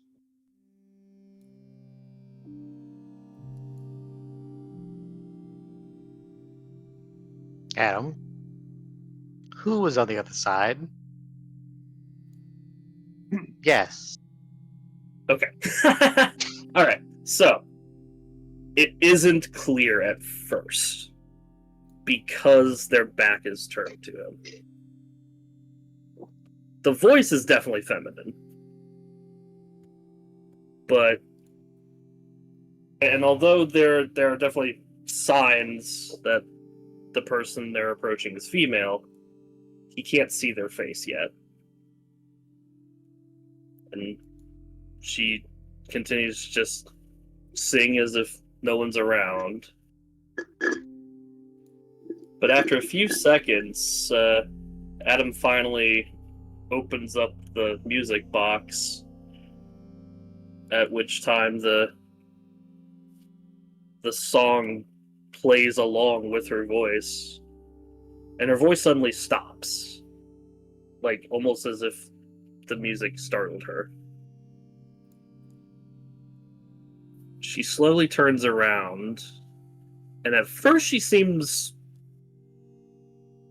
At first she almost turns around excitedly, like she's been almost like she's been waiting for this. And she even says, "You're finally here. I've been waiting." And she stops and tilts her head slightly. And at first, Adam kind of speaks up, and because at first the person, it seems like this is who he's looking for, and he kind of similarly stumbles along and says, like, "I've been looking for you too." And then both of them look at each other, sort of confused. And the woman first speaks up and just says, "You're not Arya." Adam just kind of blinks a couple times, and after a few seconds, he sort of tilts his head as well, and just... He says the same thing, but it's more of a question. It's like, "You're not Arya?" And this woman who is in kind of warrior garb, although kind of contrasting from the sort of the fur and leather that Adam was wearing and the people of his tribe tend to don. Her gear looks more like armor. But there's a very particular motif to it, especially around the helm that her silver hair pokes out from the back of. It looks like the head of a dragon. Hmm.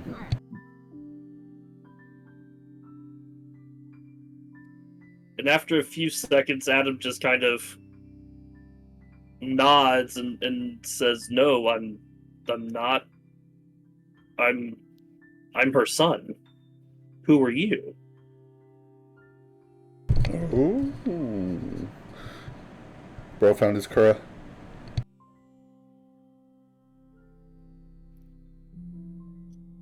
And so after a few seconds, she kind of pauses. And then chuckles. "Well, I suppose that makes you my grandson, then."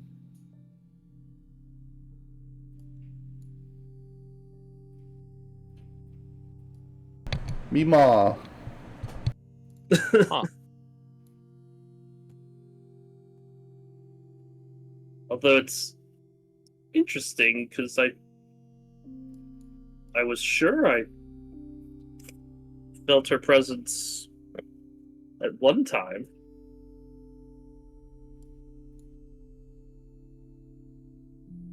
And yet you're here instead, but you don't appear to be a ghost. And Adam just shakes his head. "No, we came up the mountain looking for a means to deal with some A troublesome... voice interrupts and answers and says what you were about to say.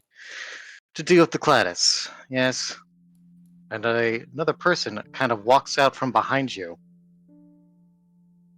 dressed in not dissimilar gear to your grandmother, dressed in armor. White Yeah. hair. Who are you? Well, he kind of gestures himself, and he kind of looks not familiar, but there's like a resemblance to some people you know, people in your family you know.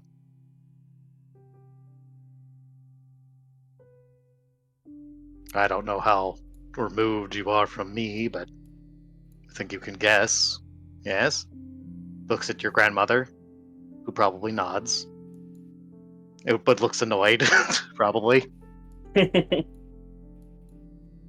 Well, I know my mother wasn't from the tribe. She was someone my father met in his own travels. So are you from that side of the family then? Presumably. Farther back, perhaps? Oh, yes. There's a lot of us here right now. Kind of looks over, and from behind your grandma, another person walks out. Another woman, dressed also in similar armor, older. Not doesn't look older, but like her armor is older in design.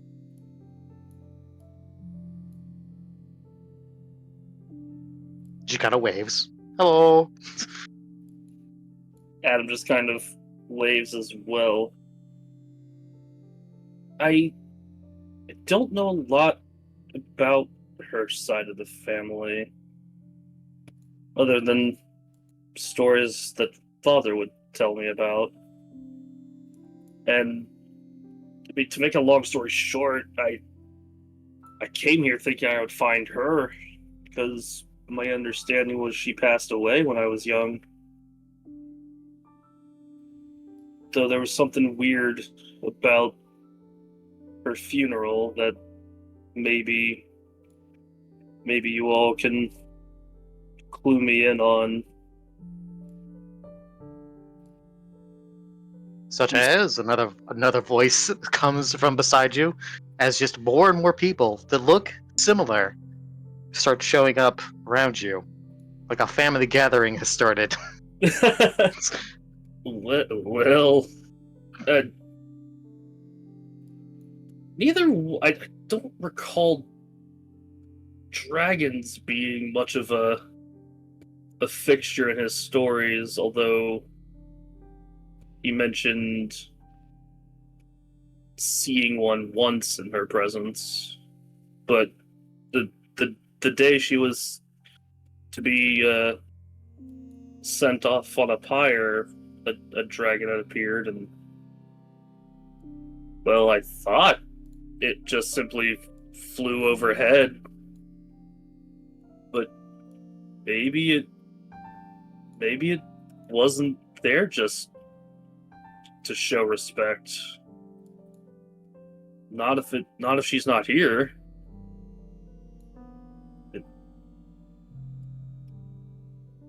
Who are you people?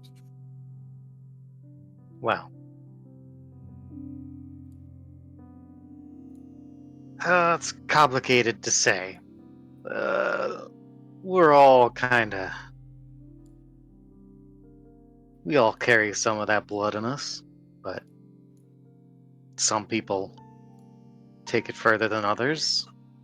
It happens. But ultimately, we all have a bit of dragon in us.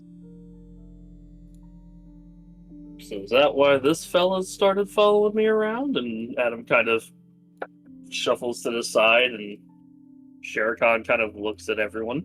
We look at Shere Khan. Shere Khan is currently being ravishly petted by another lady. He's just squishing his cheeks. Look at this handsome fella. Look at this handsome boy. Who's a good boy? Who becomes immediately distracted. So Shere Khan is not paying attention. Probably, but who can say for sure? If your mother isn't here, and I don't think she is, she's probably still flying through the world.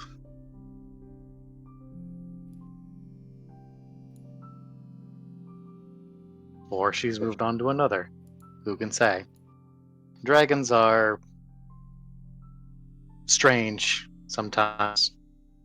Sometimes they're very simple, sometimes they're not.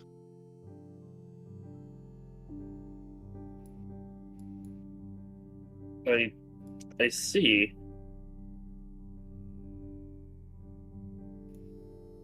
So what? The way my father put it he described Arya as a rather fierce warrior, which was had a lot to do with what brought them together. But he never really told me about what she was fighting for. Like I don't know if she just kept it from him as well, or if it wasn't something he wanted to burden me with. Some people, it's not always about one given cause or purpose. Sometimes it's just following through on what you believe in, you know? It's not always some grand cause that one must fight for. Oftentimes those lead you astray, frankly. It's better to just follow what you believe in and don't tether yourself to something that isn't under your control. You understand? I think so. But at the same time, there is this threat to the world, and I do feel in some way, especially seeing what I've seen, that if I don't stop this, then my people will be in danger. Well, in that case, the person beside you, the man, looks at everyone else, and now it's like a gathered crowd of like 20 people.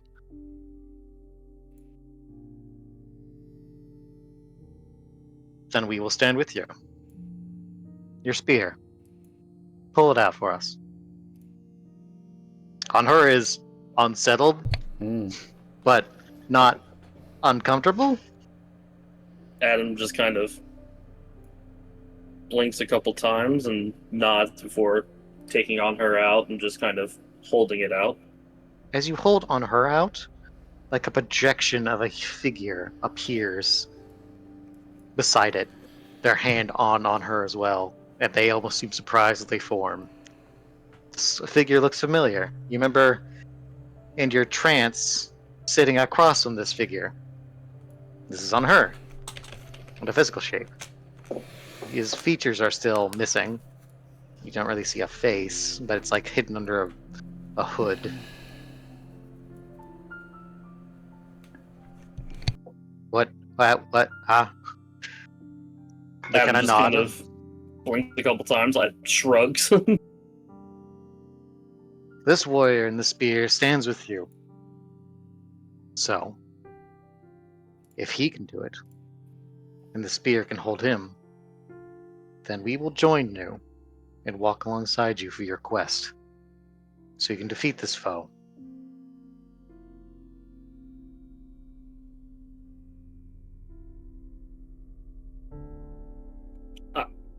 I accept. We will temper your spear with your links to the dead, and the links to your past, and the links to your past brethren and your bloodline. And they each start walking up to your spear, and they place their hands over your hands and on hers hands. And as each one hand touches that, like a blue flame forms before it kind of shoots out and sparks and kind of starts electrifying the spear. And each person walking over to add their hand increases the intensity of it. Some people put their hands on you, and you feel that thrum of energy pulse through you and into the spear. Some kind of assure you pat you on the back as this group of people begins to tie themselves to you and your spear. Have a whole community of ghosts in your spear. Hell yeah.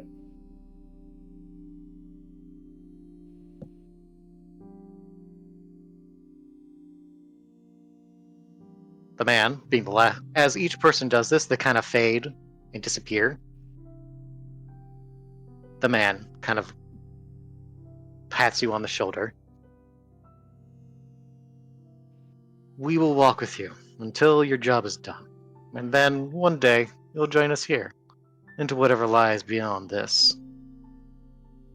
And maybe, before then, you'll see your mother again. Adam just kind of nods in acknowledgement. Thank you. I apologize for interrupting, but I'll leave you two for a moment. Kind of nods at you, then your grandmother, and then puts a firm hand on your shoulder as as sparks of lightning arc through you and into the spear. And the spear is now brimming with energy. There's like ripples of lightning kind of passing through it. The tip is just a consistent glow, and lightning just keeps arcing off it every so often. It's thrumming in your hand pretty strongly right now. Has Onher gone back into the spear, or is he still standing there? He's still standing there looking Okay. shocked and confused. How do you feel about this, Onher? I don't know. This is strange, but not unfamiliar, I guess. It's weird. Well, sounds to me like we have a whole pack to hunt with now. He smirks. Indeed. I'll leave you. Looks at your grandmother, kind of nods his head. I'll leave you to. Excuse me. And he kind of firmly grips the spear, and he kind of shoops in back into the spear.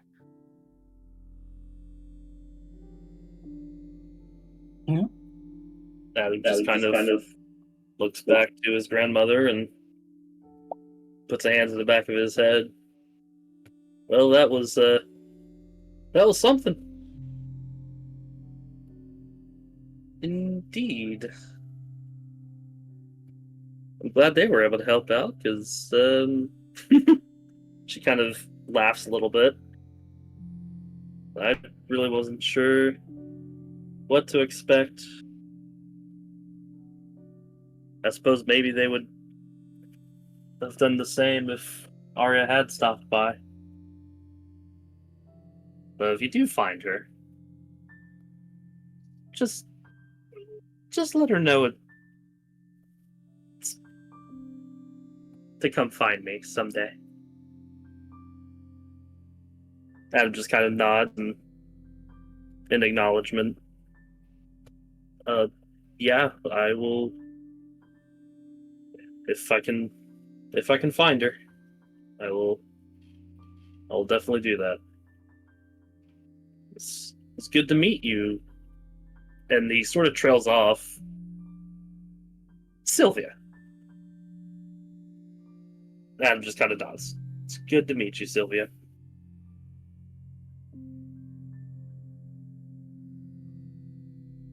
You take care now. Adam just kind of nods and looks over to Napano. Wait, does your grandma join the rest of everyone else? Oh, good point. Does she walk over, put her Yeah, hand on yours, give you a hug, and then put her hand on your hand, and with another spark of lightning, vanish into the spear? sure, yeah. After a few seconds, she's like, wait, I want to go with you too.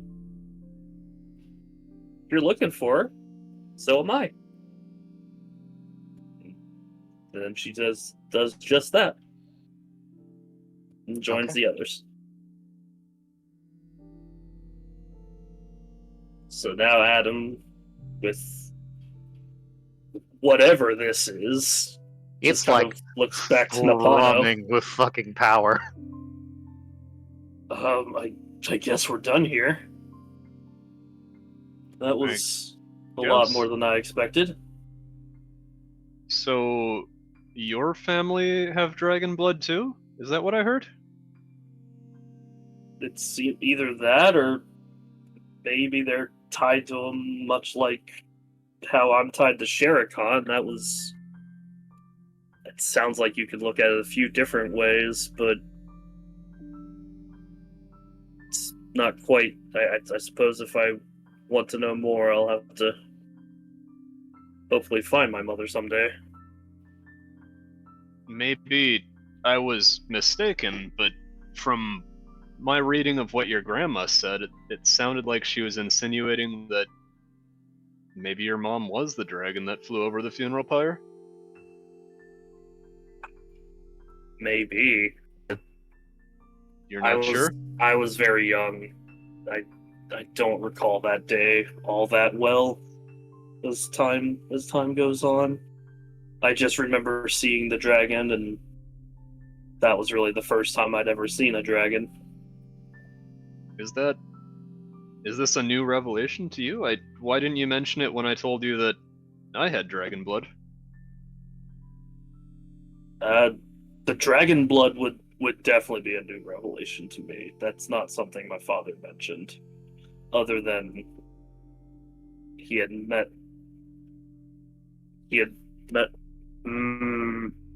Adam just kind of pauses, as if like puzzle pieces are starting to fit in his head. Huh. It's clicking. Like, Don't tell Gazelle. One hand, I'd say it's sort of an uncanny coincidence, but we are kind of from the same part of the world. I wonder if that sort of thing is not uncommon in Olkheim, to have a bit of dragon ancestry. Perhaps not. Suppose that's something we may just have to look into if we ever make our way back there. Apano, Yes? you hear you don't hear this sound, but you feel like a gong has been rung. Like something is calling to you loudly. And you look to the side and you see, where you didn't see one before, but a doorway into the dark. Are you seeing this gate too? Oh Adam? yeah, it's there. It's there. Yep.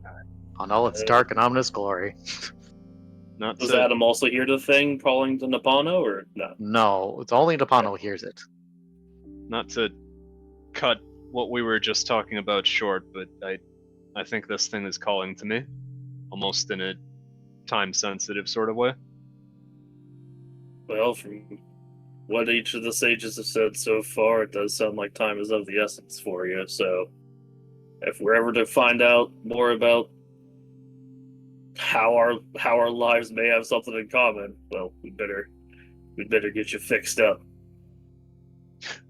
So, suppose it's on you. I suppose you can lead the way from here. Adam just kind of puts on her away and sort of steps behind Napano. I'm gonna go through the gate. All Adam's right. gonna follow. You step into the dark, and we zoom out. Who's next? One or two? 1, 2. 2!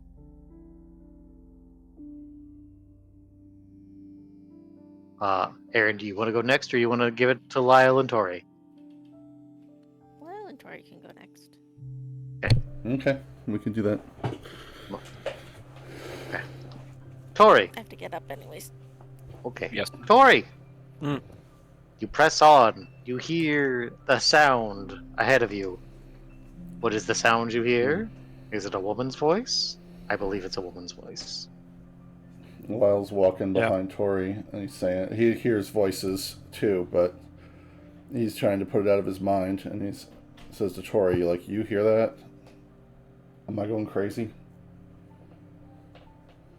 I hear something, but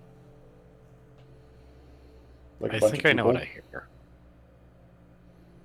No, not like a bunch of people. I hear a familiar voice, like a woman's. That sounds nice. And she's gonna stop walking. Mm. I think I know who it is. You do? Earlier in the woods. Yeah. Earlier in the woods, I saw the spirit of my father looking down at me. And he was alone. Must have been hard. I know why he was alone. He didn't love my mother. They were like an arranged marriage. My mother died of giving birth to me. I see. So I never met her. But It's too bad. she didn't appear to me in the woods either. And oddly, I've never really felt much in the way of seeking her out. Never felt eyes looking at me from beyond. It's like she was just dead and gone.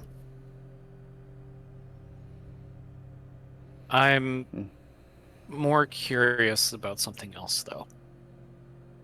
You and I have been traveling together for a long time now, right?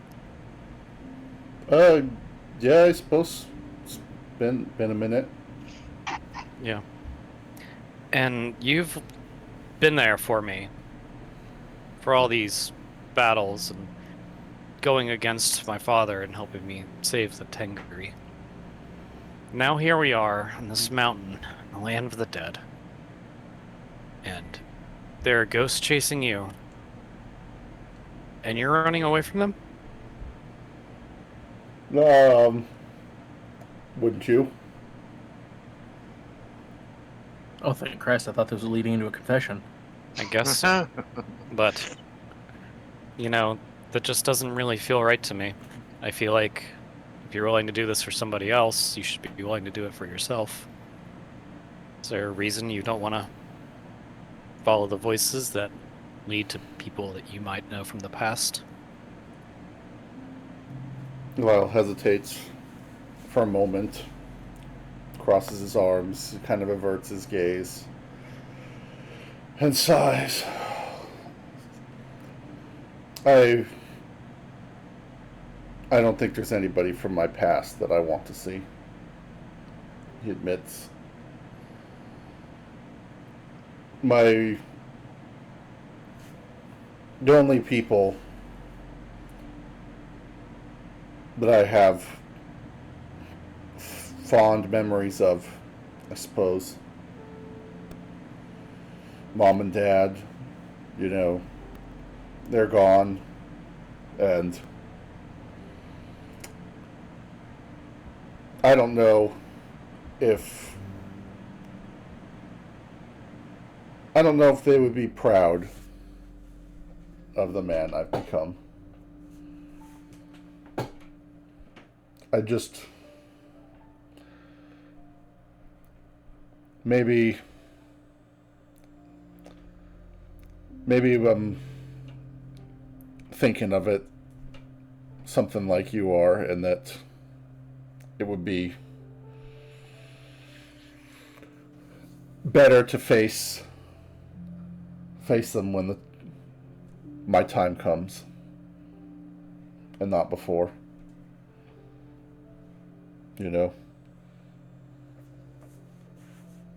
But we're here for a reason.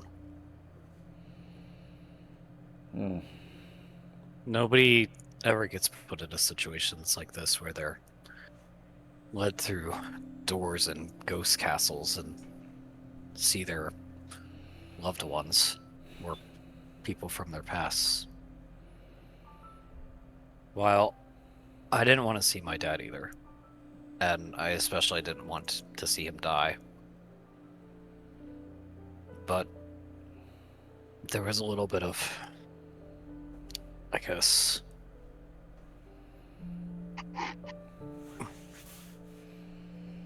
what is the word? Closure. When I saw that a spirit moved on here to the woods.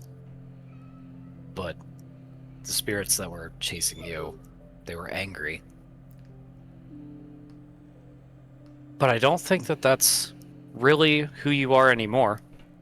Whatever happened with them in the past, I think that it's time to try and resolve that.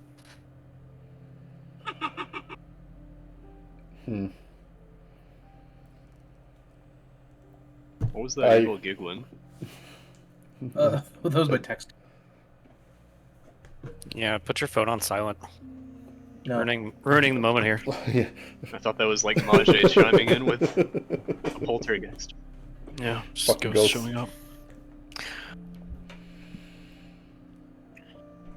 I don't know, Tori. It's a lot to try and process right now, I suppose. Maybe You you can understand. talk to me and I can help you with it. I don't suppose you're open-minded to just neither of us going toward the voices and just picking a random door, huh? No, I don't think so.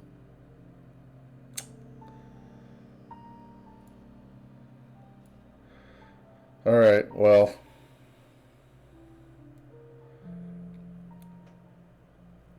If you think you could get us out of here quicker, then just watch my back. I've got you. Lyle looks around nervously.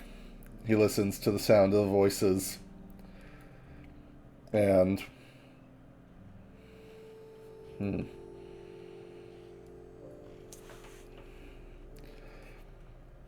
he thinks about it for a moment, and he walks toward one of the Tory gates and leads Tori away from the gate that had been calling toward her. And he stops in front of one of the other Tories, but not necessarily the one that he hears voices coming from. But he looks through it like he's contemplating something.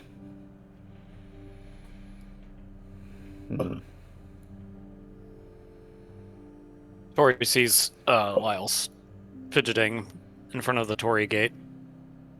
And then she looks at him, and then she looks at the gate and says, well.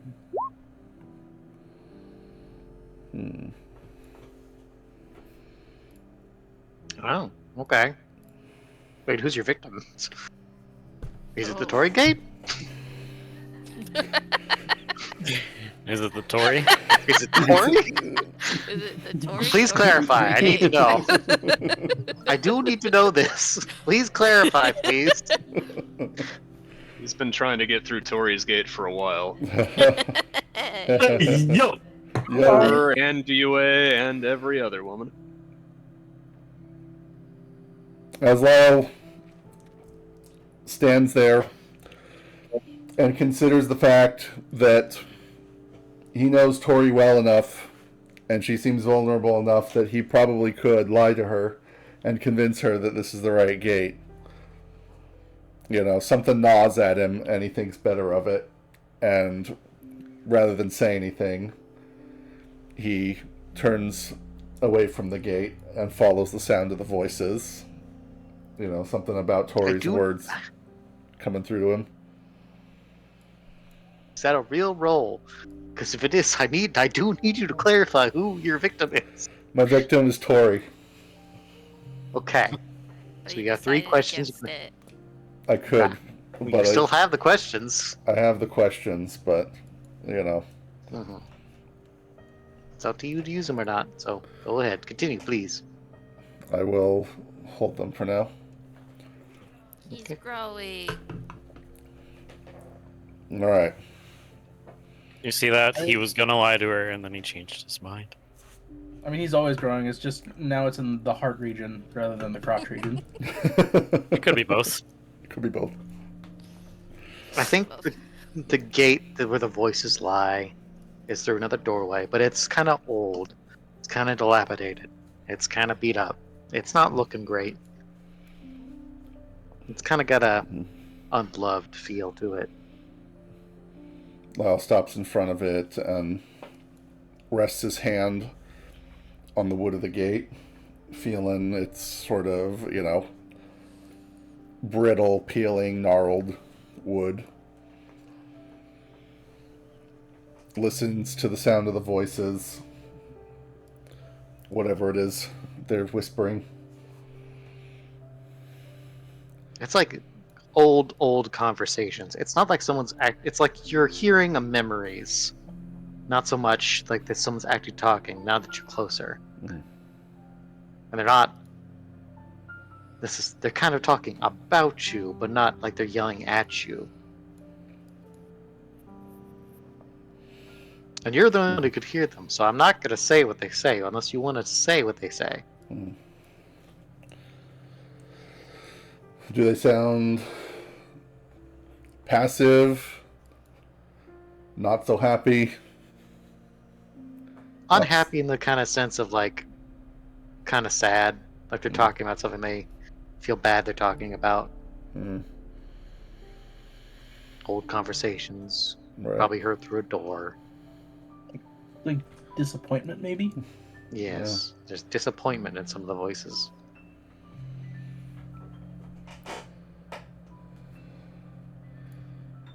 Lyle lowers his eyes and he just stands there for a moment, like he's listening. His hand still rested on the edge of the Tory. Seems like he's a little distracted, caught in thought.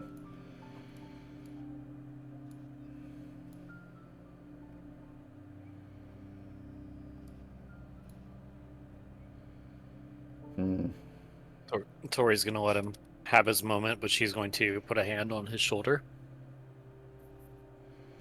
Hey. I told you I got you.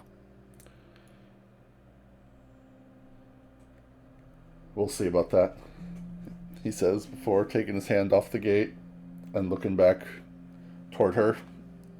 He forces a smile, pats Tori's hand as it's on his shoulder, then, turns back and steps forward, walking through the gate.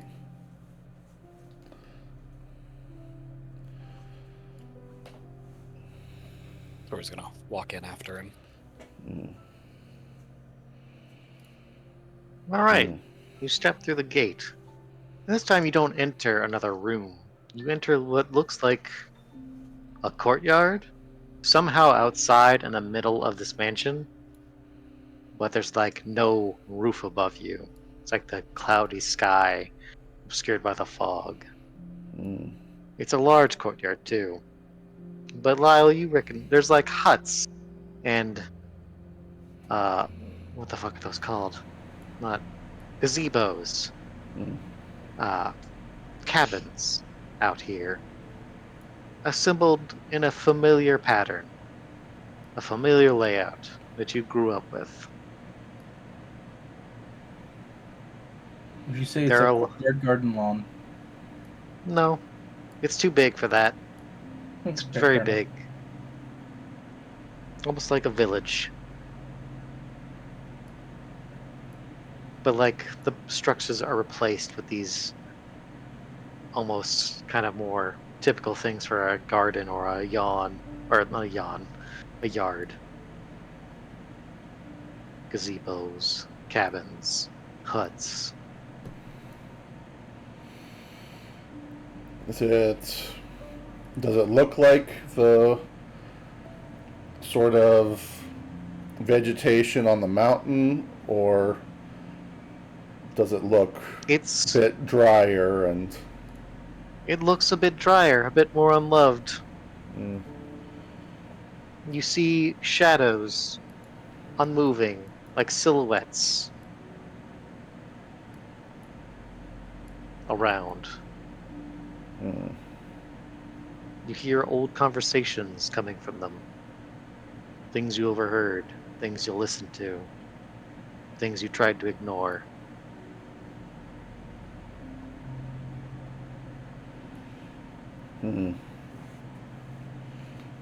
Lyle takes a moment as he looks around at what looks like a ghost of a place he'd been before, haunting this courtyard. Doesn't quite look like how he remembers it, but it looks like somewhere he's been before. Almost like, like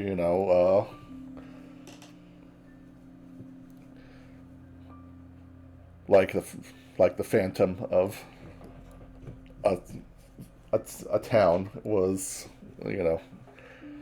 inhabiting the part of the mountain. It's not quite the mountain. It's not quite. It's not quite the place Not that you quite the remember, place.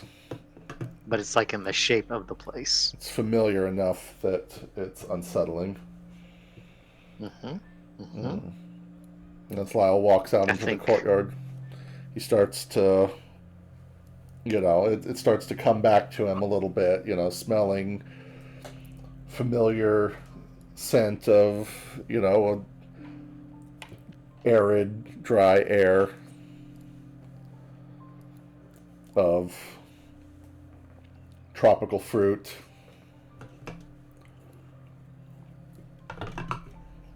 of dust and dirt and sand. But it still just looks like a dilapidated courtyard.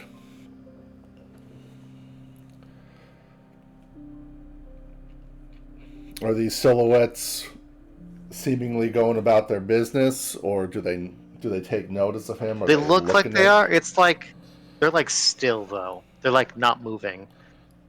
Okay. They're like stuck in like two are stuck in a place where like they're having a conversation, but they're not moving. But to hear the conversation is like a distant, like echo,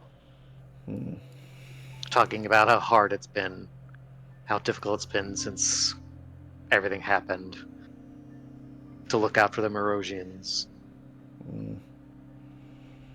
Some people are, there are a couple people are kind of sitting against a cabin, and like looking not well, looking hungry and tired. What is this? You realize some of the cabins are damaged and decaying. A gazebo is like has a hole in the roof here and there. At this point, can Tori see and hear everything that Lyle's seeing and hearing? I think so, yes. Now that she's walked through the threshold with you, yes. Okay. Lyle hesitates to answer her question, but after taking in his surroundings a little bit, then he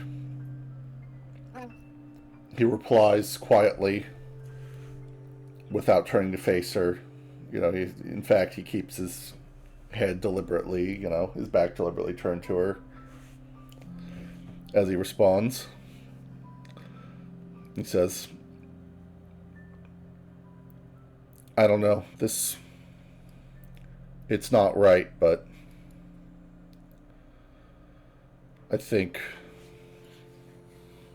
no, I don't understand how this is a cruel joke.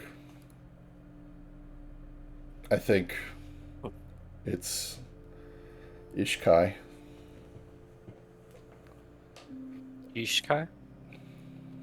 Ishkai, he repeats. And he finally turns and looks toward Tori, and, he's still wearing his typical, little upturned smile, his little, mischievous smirk, but there's a certain, sadness in his eyes. And he says, yeah, Ishkai. So, it's where I grew up, he admits.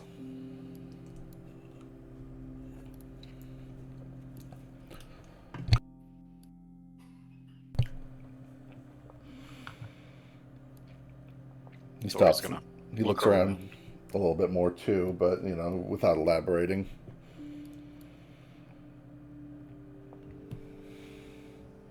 you remember what I said when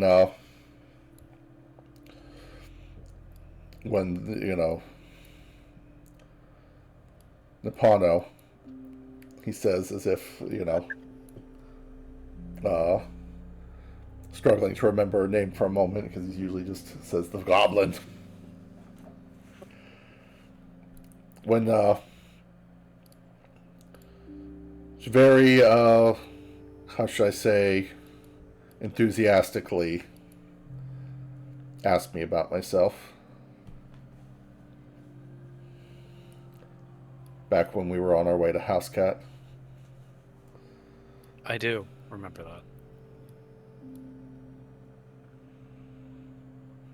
But something told me that you weren't telling the truth about it then.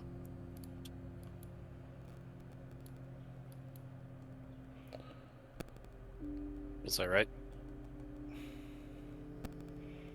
No. But perhaps not, no.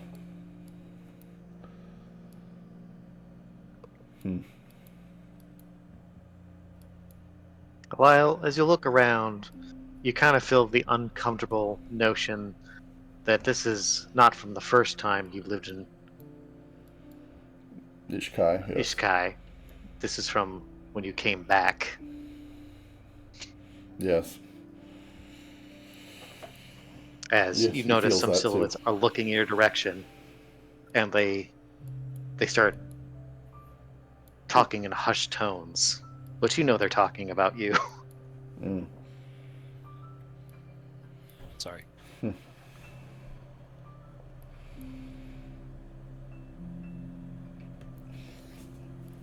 As Lyle observes the silhouettes for a moment, then he speaks up.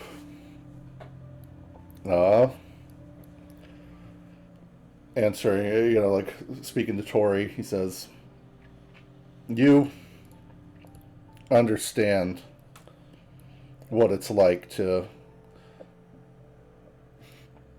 be turned away from your own home, to watch it become something else beyond your control.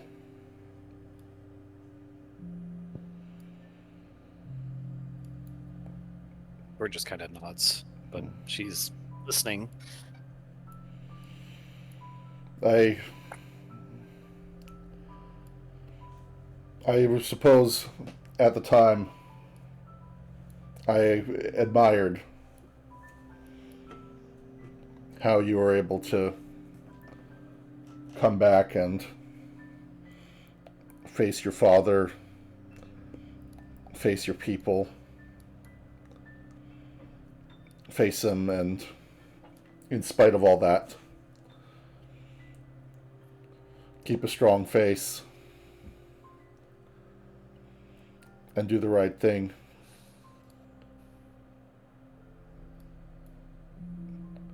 Make your home better. Make it so that the people who looked up to you,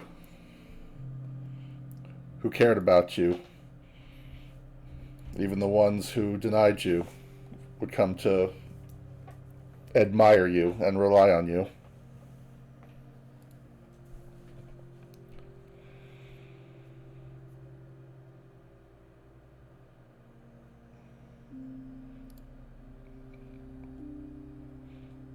Lyle stands there silently, as if not knowing what else to say, as he continues to, scan the courtyard. He takes a few steps away. Sort of like he's listening in on some of the conversations, but, they're too quiet to really make out what they're saying, but, from the tone, from the words caught here or there, from the memories of people turning away from him, recoiling at sight of him, He knows what they're saying. Even if he doesn't hear what they're saying, he knows what they're saying.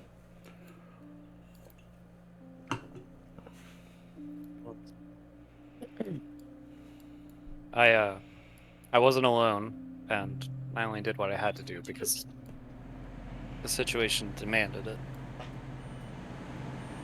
But I can tell you need my help right now. So she's gonna reach into her pocket and she's gonna pull out the little white ring.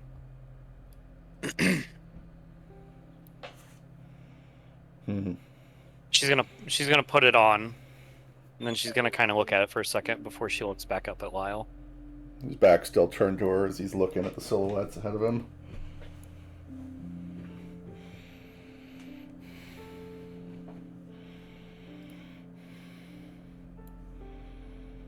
And she'll point the ring at him and use it.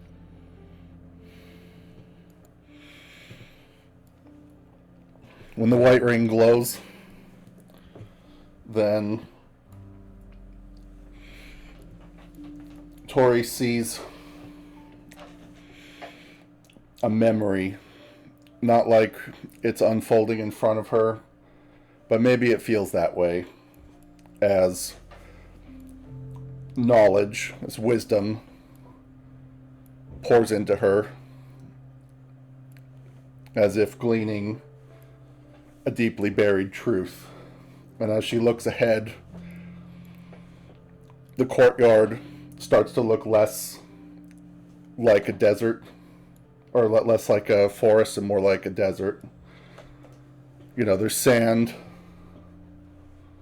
on the ground, dirt. There's some vegetation where the trees in the courtyard stood, like palm trees, though they look to be like wild and dried, like they haven't been being taken care of properly. The shadows of buildings and gazebos and huts look like they're made of wood and clay and stone.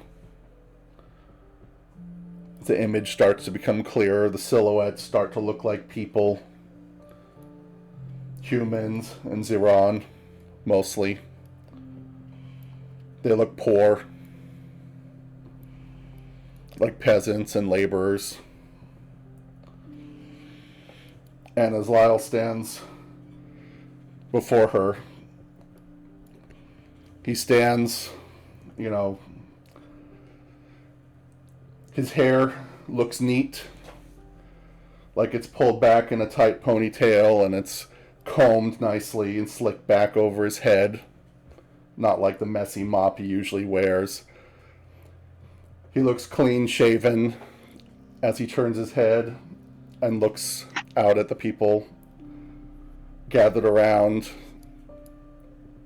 you know, slinking back to their porches, hiding amongst their own homes and belongings. He's wearing a circlet on his head with a red ruby in the center of his forehead. And hanging down his back is a cape. It's not like the, you know, fuchsia, you know, kind of flamboyant but plain looking traveling cape he usually wears, but a luxurious cape of a dark maroon color with a black sigil, familiar black sigil, embolized across his back. And he's dressed in unmistakable heavy black plate armor.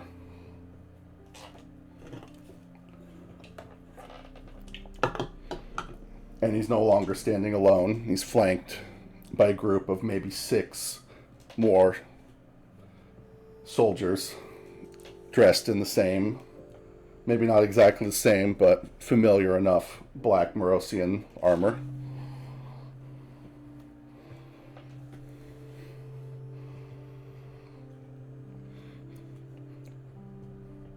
And just as Lyle turns and looks back toward Tori, he no longer looks like the armored soldier, but the scraggly old, rogue that she's used to looking at. And the rest of the image seems to fall away, and she's back in the courtyard. And the two of them staring at each other. And he gives her a somewhat questioning look. Tori. You alright?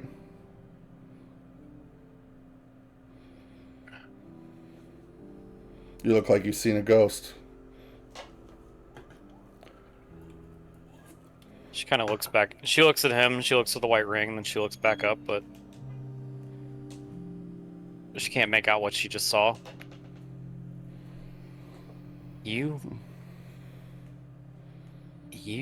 were with them.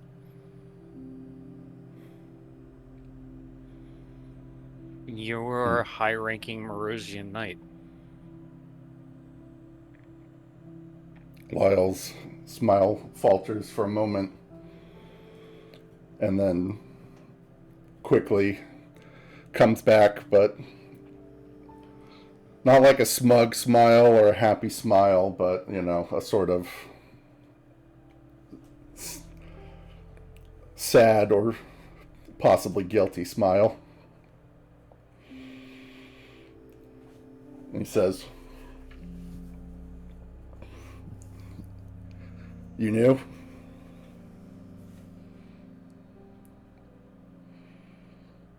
No. But tell me why. Tell me why you hid that. Tell me why you're here at all. Here? Why are you living like a thief? When I met you, you were taking up mercenary work in a bar.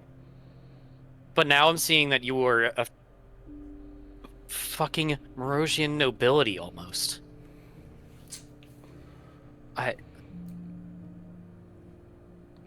In this village,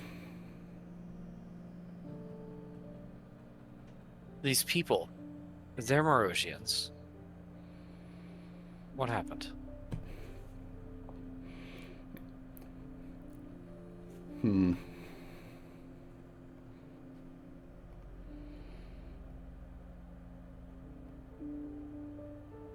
Lyle takes a moment to think about his response. He looks around at the phantoms surrounding them. And he says, "These are Marosian people, but not by their choice," he admits. Ishkai was a poor traders settlement in North Pyrmont, just across a small strait between the mainland of Muros and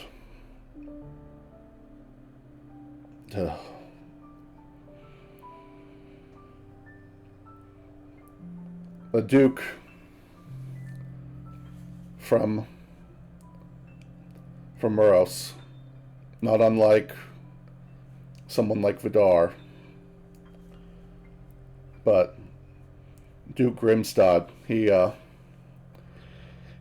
led a force capturing the northern part of Pyrmont.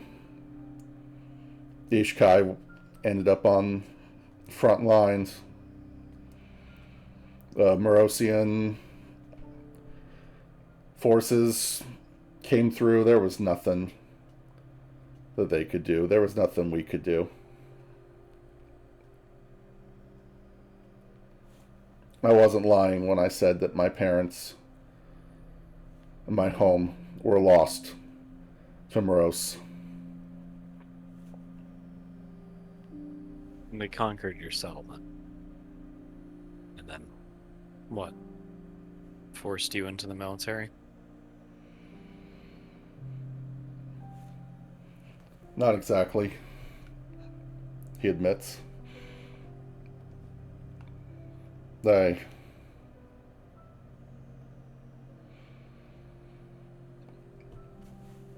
don't know why I'm even talking about this. Like,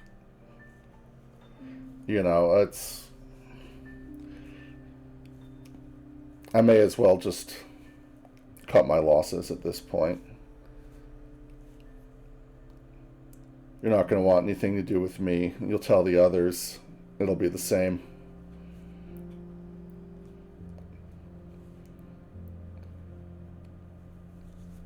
Well, you saved my father from being eaten by that beast.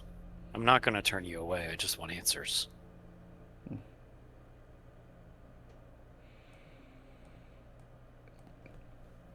Well... And she takes off the white ring, and she throws it to him. Lau catches the ring. When Tori tosses it, he opens his hand, looks at it in his palm, and looks back at her, somewhat questioning, like, Put it on. Lau shrugs and slides the white ring over his finger. Says, if you wanted to, get married, there's probably a better time and place to talk about it. Shut up. Point the ring at me. He shrugs and extends his hand toward Tori. It's on his ring finger because he's cringe. Cringe. His left ring finger. When the silhouette yells, cringe! Cringe! God damn it, Joel. This time, when the white ring glows, it shows the memories that Tori's made throughout the adventures, and all the times that Lyle has done things that have gotten on her nerves. But through it all, she saw through most of it and knew that he was only working toward getting answers and finding out things. His skill set wasn't exactly the same that she had, but she always appreciated and respected the different things that he did. She didn't like him in the beginning. She thought he was really slimy when he would go out with the girls in the brothel, and that never really went away. It just kind of, like got used to an old smell, But things really turned around when he decided that, or when he told her that he would follow her up to the Tengu village and help stop her father. And then when he actually did, and he went out of his way to save her dad from dying, or rather from being skewered alive and destroyed by the beast, she began to like him a lot more and saw him more than just like a companion. And when he made the promise to help Otto, it became a little more. As Lyle senses Tori's thoughts and feelings, for lack of a better term, then he closes his hand and lowers the hand with the ring to his chest. He clenches his fist tightly and cups his other hand over the ring like he's trying to steady his hand. He lowers his head and for the first time, it looks like he's experiencing genuine emotion, like he's moved by the sentiment. And he's like, he stands there speechless for a moment and shakes his head. And then slowly he lowers his hands to his sides and he says, I never meant to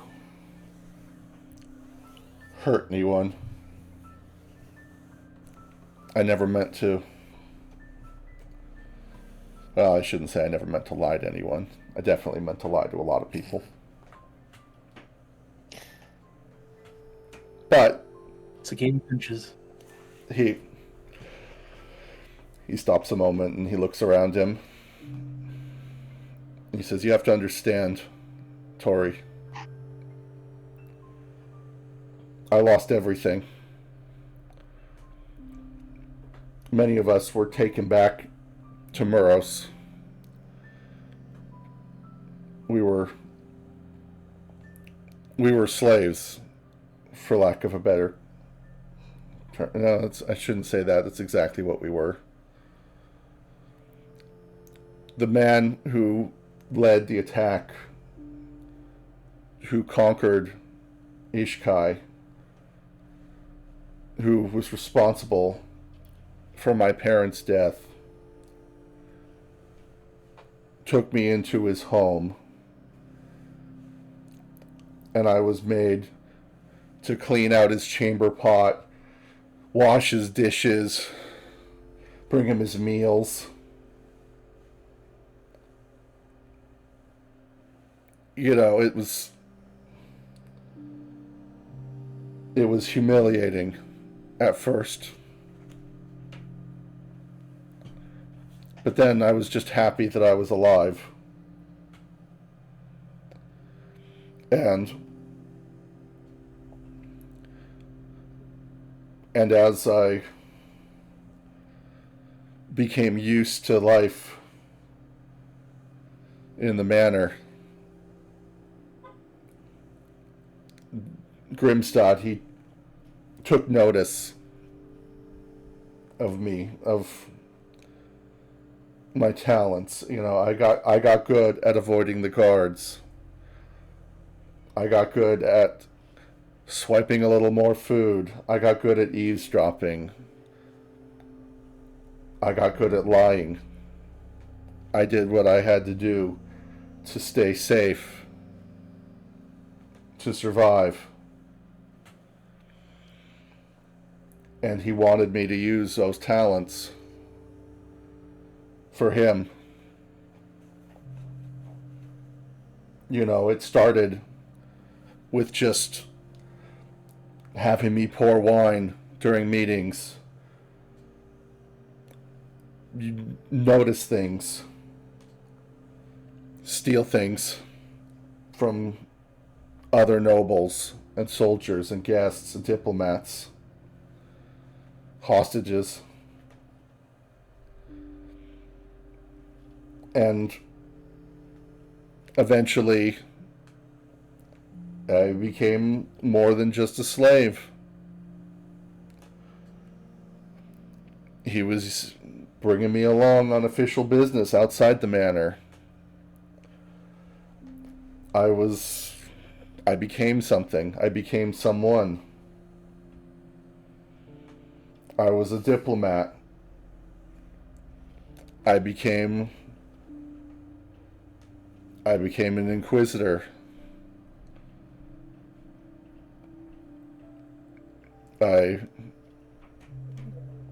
Oh man, it's just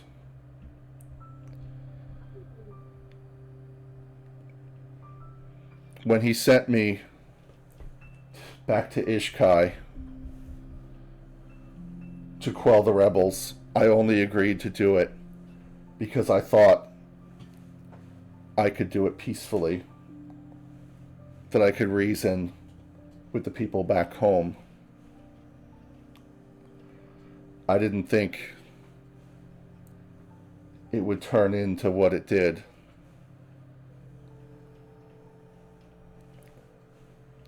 I couldn't.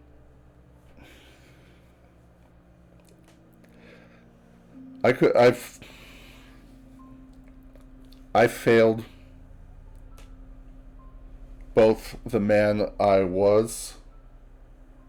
I shouldn't even say man, I was just a boy at the time. But I failed the boy that I was, the boy from Ishkai. And I failed the man that I'd become. I couldn't become the cold, heartless inquisitor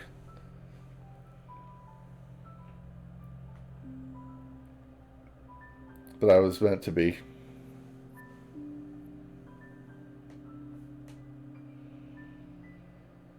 In the end, he says, everybody hated me.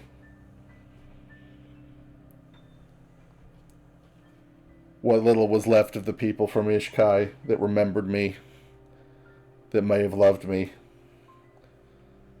they were sickened by me. And the man that had took me in and made me into this agent of evil, he was disappointed in me. He wanted nothing to do with me.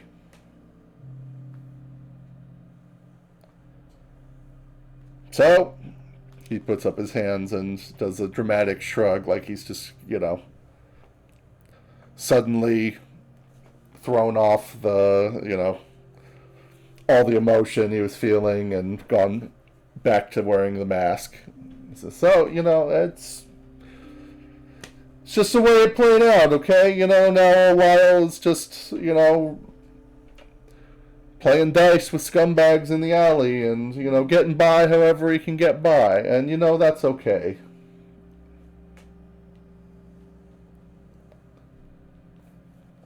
That's me. Yeah. Well, when he does that, Tori reaches out and grabs both of his hands. Her hands are covered in blood. My father raised me from birth to be a murderer. And I was good at it. I was so good he wanted me to be the next chief, lead the Tengu to take over other areas, other villages. And I was gonna do it. It was all I knew. He sent me on a mission to retrieve a scroll. And I caught the thief. It wasn't a scroll, it was a painting. It was an old painting of the Emperor. He had stolen it. And it was a valuable artifact that we'd had. And he was going to sell it so that he could buy medicine for his daughter. When my father found out that I didn't just kill him and take the painting back, he had sent his men to come and kill me. The man and his daughter died. I lost everything.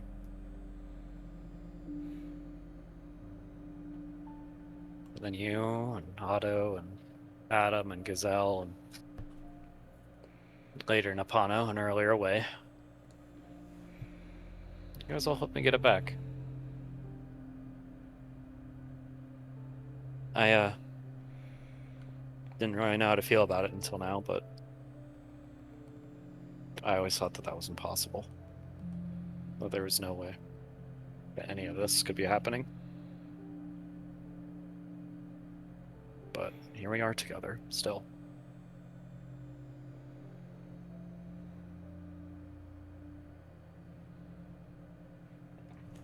You were forced into what you wanted to do. Or forced into doing what you had to do, just to survive. You made a mistake and it costs lives and your position and Couldn't even stay in the same country.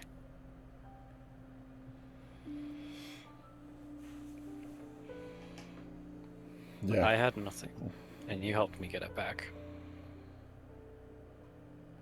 I'm gonna help you fix things back home. And I'm not leaving your side until I do.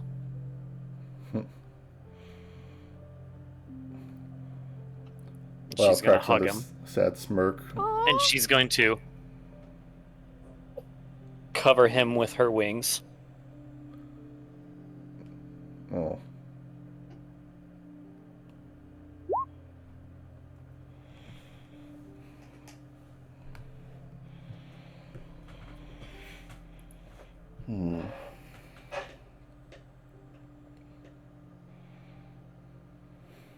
What do you want from me?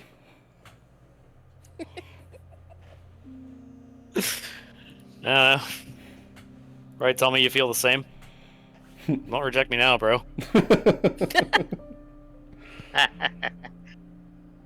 Okay, you get a question too.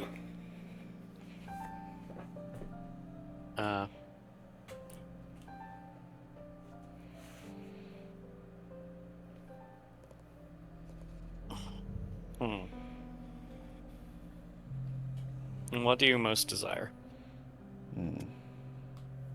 That's a interesting question.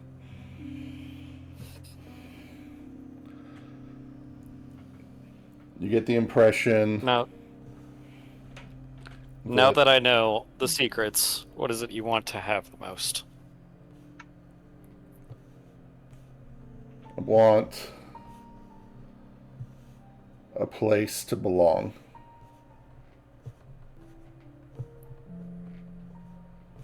Wherever that may be. Is that what you're saying, Dotori? Let's say it's a silent confession. But Lyle, he hugs Tori back and, gives her a little pat on the back and just says, "Thank you." Oh, well, We could this just is focus like a now. superb. This is a superb. This is 10 o'clock, so we have to. Unfortunately, I'm sorry, Aaron. We're gonna have to end it here. We'll get No, to it's okay. you You keep and going. Apano and You got- the other half of the pairs. You gotta keep going. No, it's 10 o'clock. I gotta go to bed. No, you But don't. that was a very good spot to end on. It's very good. If you say so. You two could keep going. That wasn't even like Maja didn't even need to be a part of that. That was just you two. Well, yeah, that's the idea. Force you No. fuckers to talk. No, we're done. But I want. Good now. I want Sorry, Otto Swim. I want Need a Otto. cigarette now. A cigarette later. Eyebrows. Damn. Oh my god. We'll just, if we're gonna, for a cliffhanger. Well, that was already a pretty good spot to end on. Just a cliffhanger for next time. As Ewake walks with Otto down the hallway through a torii gate, there's a man sitting in a wheelchair, waiting them, with a patient smile on his face. And then that's gonna be it for tonight. Okay. All right. Okay. Yay, Yeah. GG's. All right. Quick Quick questions. question. Did you overcome a notable obstacle? I'll say yes. Some of you did. And might as well have everybody then. If the obstacle was your feelings, We'll go with that. I don't have those. well, too bad. Yes, you do. We all saw that you do. You can't deny it now. We saw it. This fucking douchebag loves his dead wife. Yeah, got it, idiot. Laugh at that guy. Ha. Did you learn something new about the world? Yes, I think you did, and each other. Did you change a location? No, you've not changed location. This place is always gonna. This place was always this place. So, 2 experience for Location everybody. Changed us. Correct. Yay. Which doesn't give you XP, fucker. make a note that resolving feelings happened this time. So if we resolve more feelings next time, that Yes, won't I count. will. It will count. I will I've- give you more XP. I gotta resolve bonds. Yeah, Don't worry. we'll get This. there. We're heading toward the end, suckers. I'm scared. You should be. Here's a preview for why you should be scared. Hold on. Oh no. Boop. Wait, that's the wrong one. Hold on. Oh, There it is. Oh, look. Oh. oh, that's. I not, wonder what that's for. I don't like the look of Oh, that. no. That's ominous. But you don't have to worry about that right now. I'm a little worried about that Still right worried now. about it. Don't worry about it. Look, it's gone. It's totally not still there, just hidden away. Alright. About it. That's the counter I see. The one that doesn't quite make it to 13. But we're getting there. Alright. Well, let's go ahead and end the recording then. Goodbye, YouTube. YouTube, you bitch. Goodbye, Bye. boo boob. YouTube. Butts, butts, butts, Bye, butts. YouTube. Butts, butts, butts, butts, butts, butts, butts.